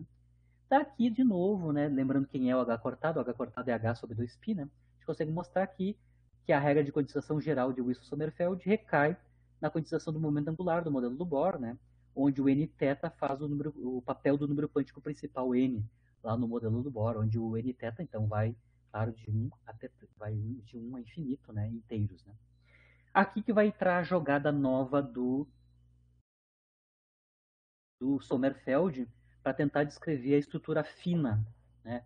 A estrutura fina do átomo de hidrogênio ou dos outros átomos, né? Ele se dá por conta que só com um número quântico os níveis de energia estão definidos e vão ser os níveis de energia lá que são descritos pela forma de Rydberg, que foi o ponto de partida do Bohr. Ele sabe que para construir estrutura fina, ou seja, subníveis de energia, ele vai precisar rodar com outro número quântico, certo? Para fazer isso, como ainda está descrevendo o elétron orbitando no núcleo, ele vai modelar o caso mais geral, a órbita mais geral para o elétron, que é a órbita elíptica. Lembrando, o elétron está sujeito à força central, que é a eletrostática, né? Só tem duas órbitas fechadas possíveis. Uma é o circular, outra é a elíptica. O Bohr usou a mais simples, que é a circular. Então, o Sommerfeld vai assumir agora que a órbita do elétron no átomo de hidrogênio, nos outros átomos hidrogenoides, né, tem uma órbita elíptica. Tá? Na órbita elíptica, aí nós temos duas variáveis periódicas, né? Duas variáveis periódicas, duas coordenadas periódicas, né? E eu, obviamente, eu vou ter duas regras de quantização e com isso eu consigo obter dois números quânticos, né? Por exemplo, no caso da órbita elíptica, continua ainda tendo a variável periódica θ, que é o ângulo polar, que num período completo roda em 2π. Então ainda continua no modelo elíptico, né? A gente ainda tem a quantização do momento angular ainda com a mesma cara da quantização do momento angular do Bohr, né? Onde aqui o nθ é o número quântico associado à quantização do momento angular, onde a variável periódica continua sendo o ângulo polar, né? Aqui ainda a gente pode reescrever o número inteiro nθ, né? Em termos de lembrando que o nθ começa em 1, né? Podemos escrever em termos de um outro número inteiro que começa em 0, né? Que eu vou chamar de L caligráfico. Tá? Então é uma outra maneira de escrever o nθ, né? Que é o número quântico associado à regra de quantização associada ao ângulo polar θ. Né? Então eu posso escrever também o L como L mais 1. Então o número quântico azimutal lá da química que a gente já conhece, né? L mais 1, acortado onde o L vai começar em 0 e não em 1. Né? Mas, no caso elíptico, além do ângulo polar, tem uma outra variável que é periódica, que é a distância radial, ou o raio de órbita, né? No caso da órbita elíptica, que é lembrado de mecânica clássica, né? No movimento elíptico, na direção radial, numa elipse, né? O raio de órbita ele está limitado, né? A ir entre o raio mínimo e o raio máximo. Lá na gravitação, esses raios mínimos e máximos são as ápsides, né? O perigeu, o apogeu, lá. Aqui, no caso, também, né? A gente tem o movimento orbital do elétron na sua órbita elíptica, também variação periódica da distância radial. Ela é oscilatória, né? E eu vou oscilar entre o Rmin e o R máximo, né? Os dois pontos de retorno radial. Lembrando da mecânica clássica é isso, né? Os dois pontos de retorno radial, o movimento é periódico da direção radial, também se a órbita é elíptica.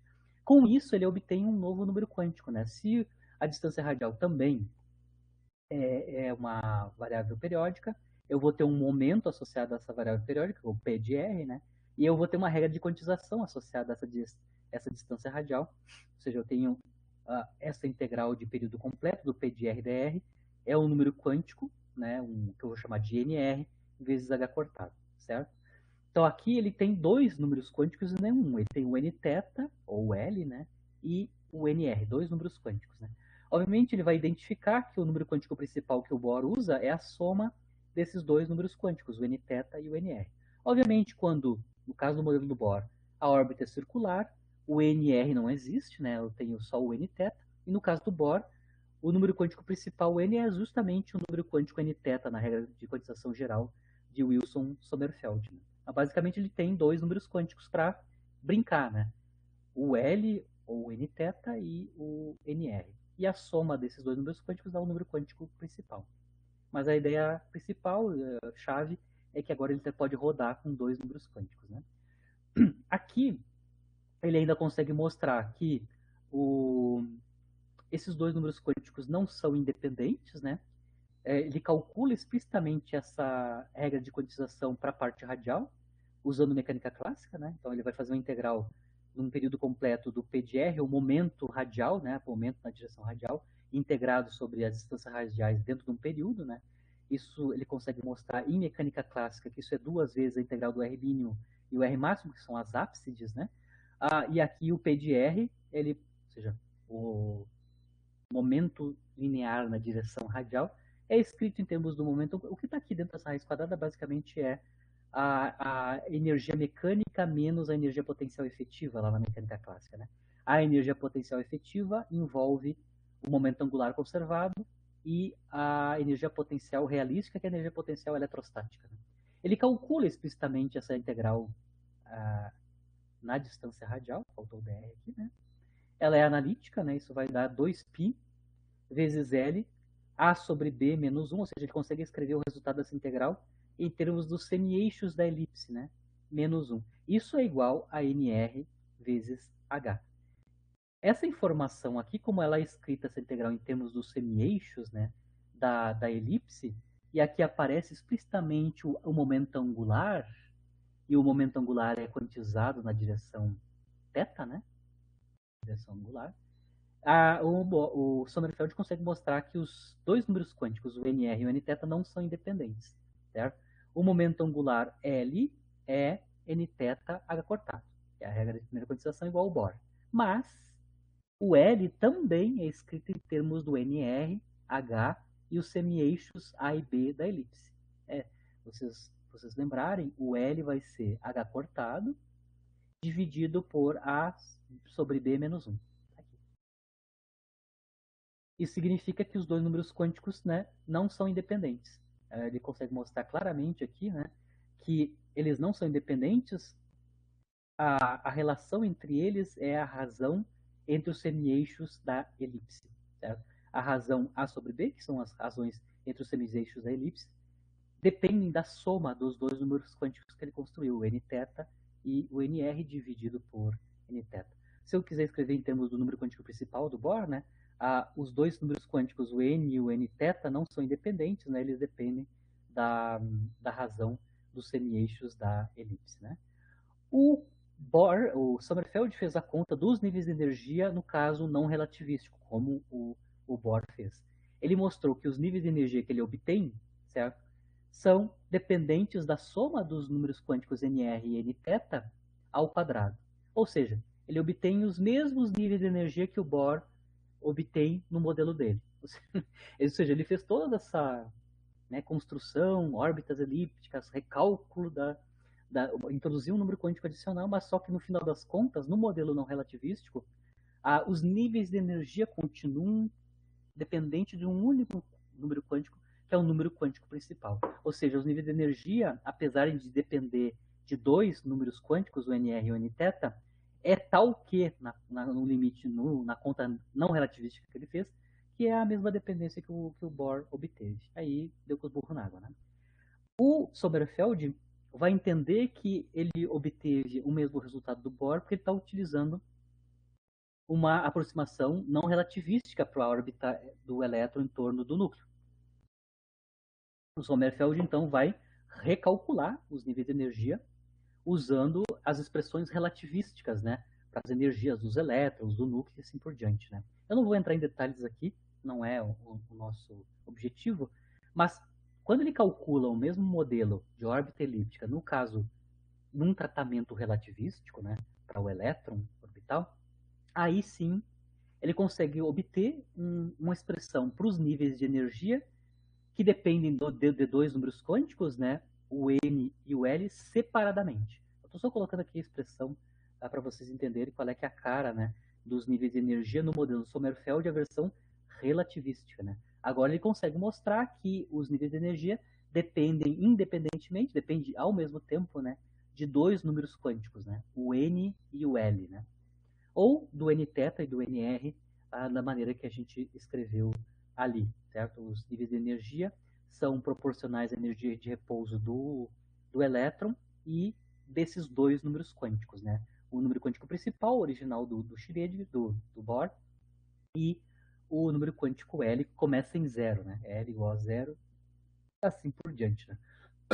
Lembrando que o L está limitado, né? O L vai de zero até n menos 1, né? Por construção. Agora, para o mesmo N, ou seja, para o mesmo nível de energia grosso, né, no modelo do Bohr, como eu posso rodar com diferentes L's, e principalmente a estrutura fina vai aparecer para níveis de energia alto, porque aí eu vou ter subníveis cada vez com quantidade maior, né? Que fixado um N, o número de L's vai até N-1, né? Por exemplo, se eu estou no N igual a 4, eu tenho 0 até 3, né? 0, 1, 2, 3, 4 L's distintos, né, para o mesmo N. Com isso eu consigo obter vários subníveis associados ao nível N. Só para dar uma ideia para vocês de qual é que é a diferença entre os subníveis, né, que o Sommerfeld predisse, né?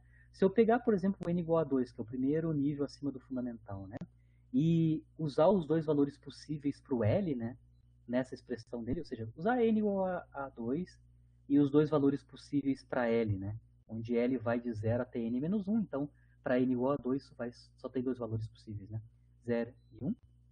Substituímos aqui nas expressões de NL para os níveis de energia e calculamos qual é que é a diferença, né, entre dois subníveis agora nessa estrutura fina, né, para N igual a 2, o que a gente vai mostrar aqui explicitamente, usando, claro, essa expressão, claro, ainda fazendo a expansão em Taylor dessa potência ao meio, não vem ao caso o detalhe, né? Mas a gente consegue mostrar que, numericamente, né, a diferença entre esses subníveis é dependente do inverso do número quântico principal ao quadrado proporcional ao quadrado do número atômico do átomo em questão, e uma energia, aí está a escala da energia desse shift, né? A escala de energia associada às diferenças de energia na estrutura fina, né?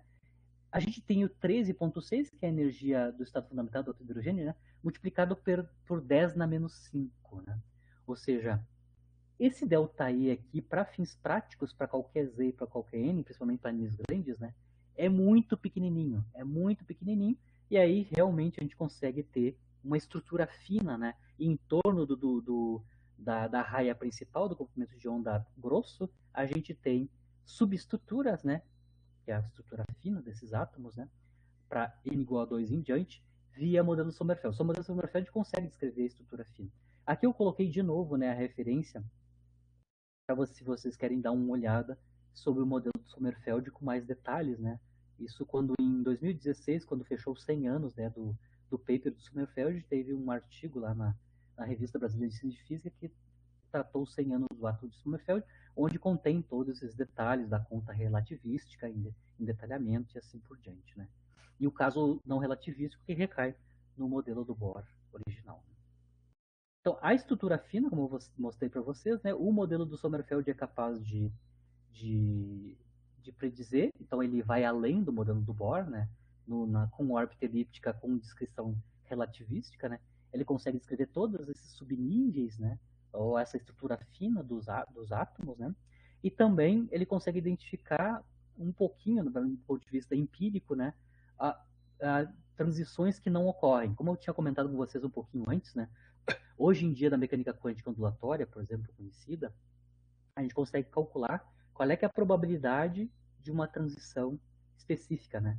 A gente pode mostrar, né, na mecânica quântica atual, né, que tem certas transições que são proibidas, né? No modelo do Sommerfeld, ele até consegue quantificar onde eu vou ter transições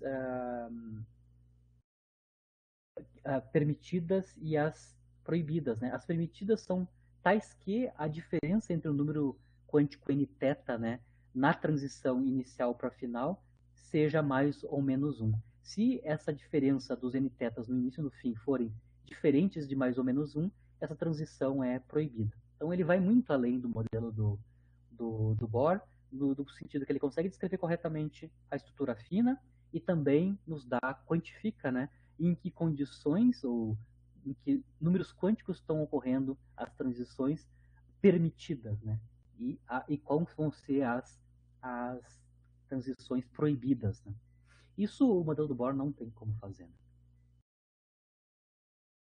Com isso, eu encerro essa parte do modelo Sommerfeld como uma generalização do modelo do Bohr. E aí a gente vai fazer só alguns exercícios de fixação para ainda utilizando o modelo do Bohr para finalizar, né? Então, no primeiro exercício de fixação, que eu tenho um fóton que é emitido no átomo de hidrogênio, então aqui eu estou usando o modelo do Bohr para o átomo de hidrogênio, né? Para fazer a transição do nível 4 para o nível 2, né? N igual a 4 para nível 2, Isso significa uma desexcitação com a emissão de um fóton com a frequência, com energia e com comprimento de onda específico, que eu quero calcular. Né? Bom, lembrando que os níveis de energia no modelo do Bohr, né, são calculados a partir do estado fundamental, né, os ENs são o E1, que é o menos 13,6 electrovolts, dividido por N ao quadrado. Né? A energia do fóton, né, nessa transição de N igual a 4 para N igual a 2, é justamente a diferença entre as energias finais e iniciais, né, na transição do elétron final e inicial, ou seja, é o módulo da diferença entre E2 e E4, né? Ou seja, um módulo escrevendo explicitamente quem é o E2 e o E4, né? Isso é E1 sobre 2 ao quadrado menos E1 sobre 4 ao quadrado.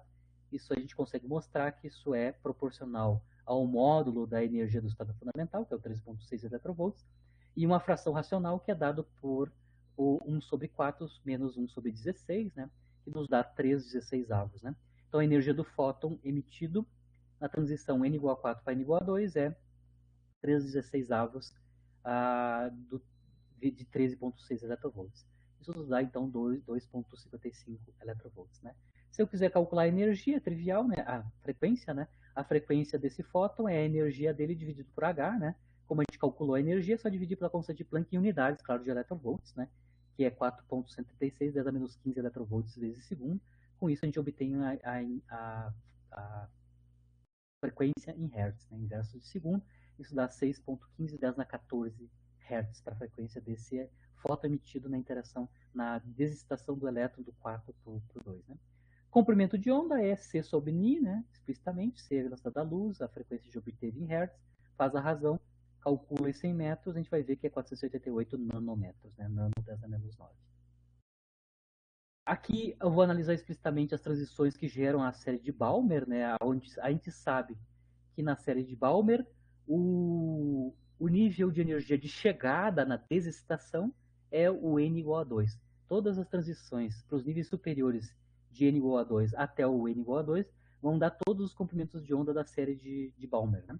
E aí a gente vai calcular, usando o modelo do Bohr, qual é que é o maior e o menor comprimento de onda nesta série. Né? Tá claro que o maior comprimento de onda vai estar associado com o fóton emitido mais energético, né? Ou seja, aquele que tem maior energia vai ter então automaticamente a maior frequência, né? Então, perdão, menor frequência, né? O maior comprimento de onda está associado com a menor frequência, ou seja, são os elétrons que têm menor, são os fótons que têm menor energia. Então, eu vou calcular então quanto é que são os fótons que têm menor energia. Os fótons que têm menor energia, se o ponto de chegada na série de Balmer é o n igual a 2, o fóton que vai ter a menor energia é aquele que ocorre na transição do n igual a 3 para o n igual a 2. Né? Esse cara que vai ter a menor energia possível. Esse cara, eu consigo calcular a energia dele, automaticamente consigo obter a frequência dele, vai ser a menor, a menor possível, vai ser a menor energia, eu vou ter a, a menor frequência possível, e eu vou calcular qual é que é o comprimento de onda associado, que vai ser o maior comprimento de onda associado. Transição 3 para 2. A energia do fóton é a menor possível, é a menor possível na transição uma Balmer, né? No meu modelinho aqui, eu consigo calcular a energia do fóton em termos da energia do estado fundamental e os números quânticos ao quadrado aqui, final menos inicial. Né? Então aqui eu tenho, na transição 3,2, eu vou ter módulo da energia fundamental, o 13,6 electrovolts, 1 sobre 2 ao quadrado, porque 2 é o ponto de chegada, n igual a 2 é o ponto de chegada, menos 1 sobre 3 ao quadrado, n igual a 3 é o ponto de saída. Né? A transição começa em n igual a 3. Isso nos dá para a energia desse fóton, que é o fóton de menor energia, né?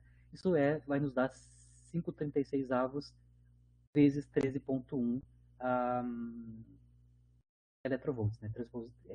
13,6 electrovolts, né? Se eu quiser calcular quanto é que é o comprimento de onda desse fóton que tem esta energia, que é a menor possível, né? Isso é HC dividido por a energia, né? Desse fóton. Aqui o H a gente pode escrever em termos da constante de Planck reduzida, né? O H pode ser escrito como 2π H cortado, né? Na definição de H cortado é H sobre 2π, né?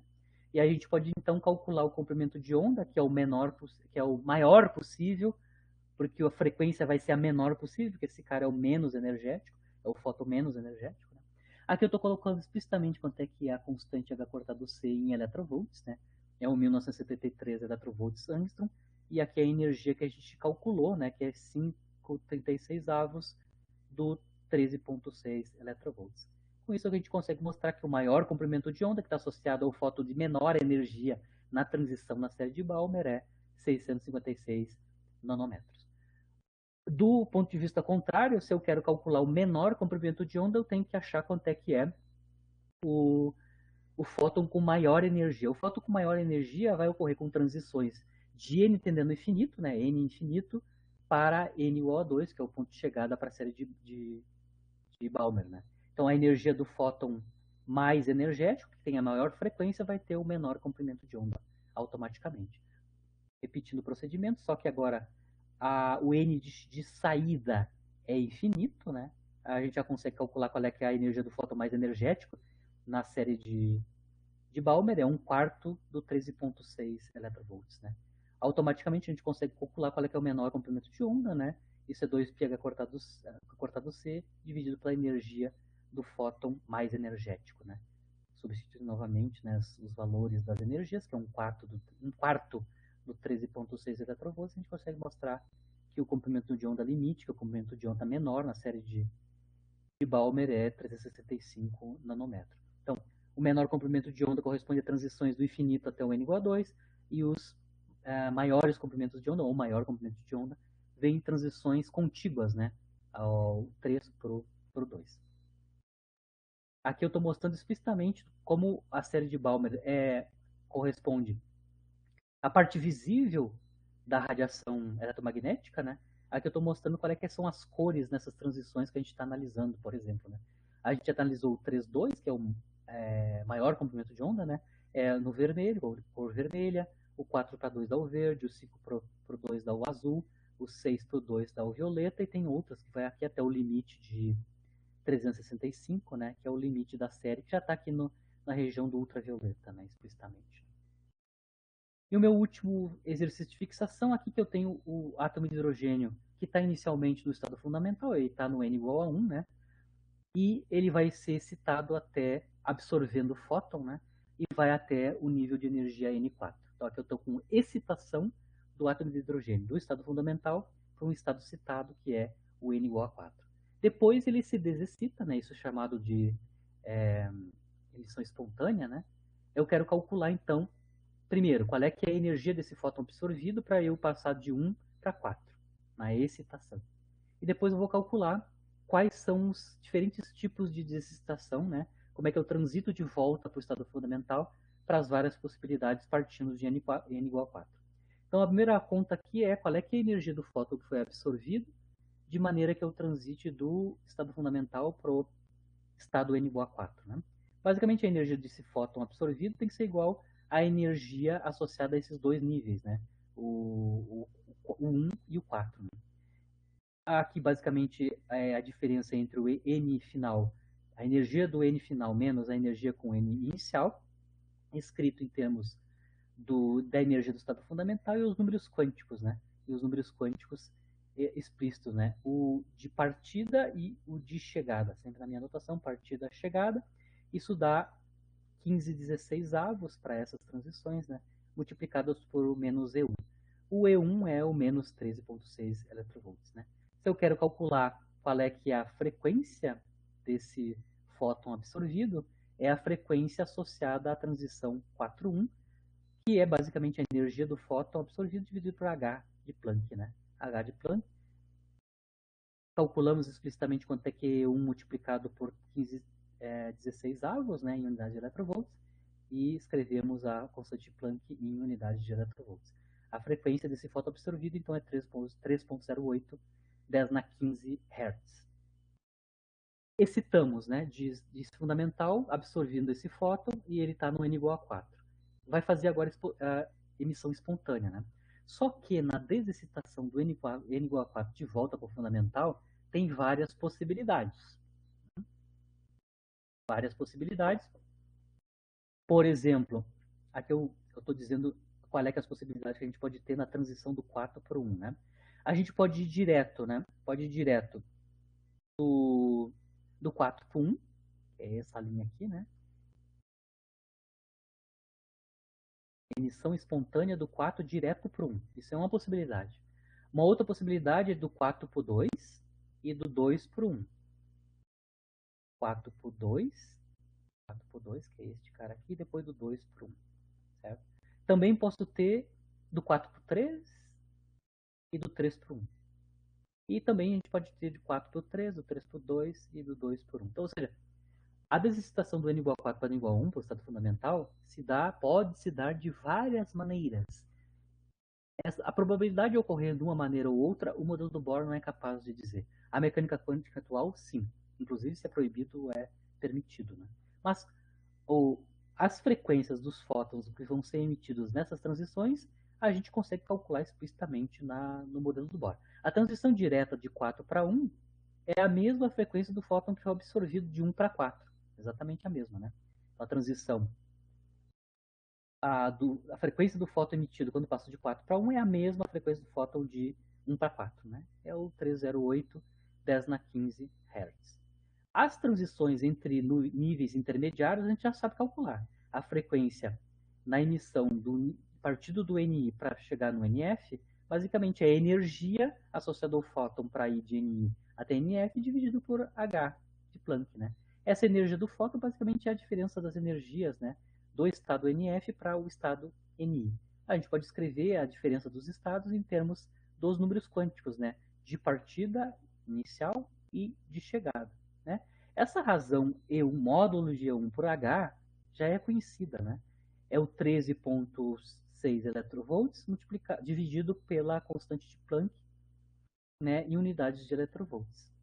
Isso dá, essa razão do E1 por H, dá 3,28 10 na 15 Hz. Então eu posso calcular qualquer transição que eu queira, a frequência do fóton emitido em qualquer transição de NI por NF, como sendo uma frequência de 3,28 10 na 15, e a fração dela correspondente usando os números quânticos na minha transição. Então, aqui, quando eu vou de 4 para 2 e de 2 para 1, está tranquilo, né? O Ni de 4 para 2 e o Ni de 2 para 1, é só substituir os números quânticos aqui, calcular a fração racional e multiplicar pelo 3,28 10 na 15. Tá? Eu posso mostrar aqui na transição 4,2 é 6,15 10 na 14 Hz, do 2 para 1 é 2,46 10 na 15 Hz, são razões fracionais dessa frequência aqui. 4 por 3 e do 3 para 1, a mesma coisa, e do 4 por 3, 3, 2 e 2, 1, mesma coisa. Eu posso calcular as frequências dos fótons emitidos em qualquer transição aqui, explicitamente em termos dos números quânticos associados à transição, o N inicial e o N final. Eu vou obter como frequência do fóton nessa transição, basicamente uma razão fracionária desta frequência aqui, né? Que é o E1 dividido por H. E aí encerro a questão do modelo do Bohr e generalizações e problemas com o modelo do Bohr e exercícios de fixação. Na aula que vem a gente vai começar a analisar a questão das ondas de matéria de de Broglie, né? Ou seja, o estudo, a investigação sobre a dualidade onda-partícula, né? Certo? Então, o conceito de dualidade, que o onda-partícula que o de Broglie vai introduzir, quais são as consequências dessa dualidade e, claro, fazer mais exercícios de fixação sobre o modelo do Bohr e do Sommerfeld. Desculpem estar muito adiantado na hora, mas encerro por aqui a nossa aula de hoje.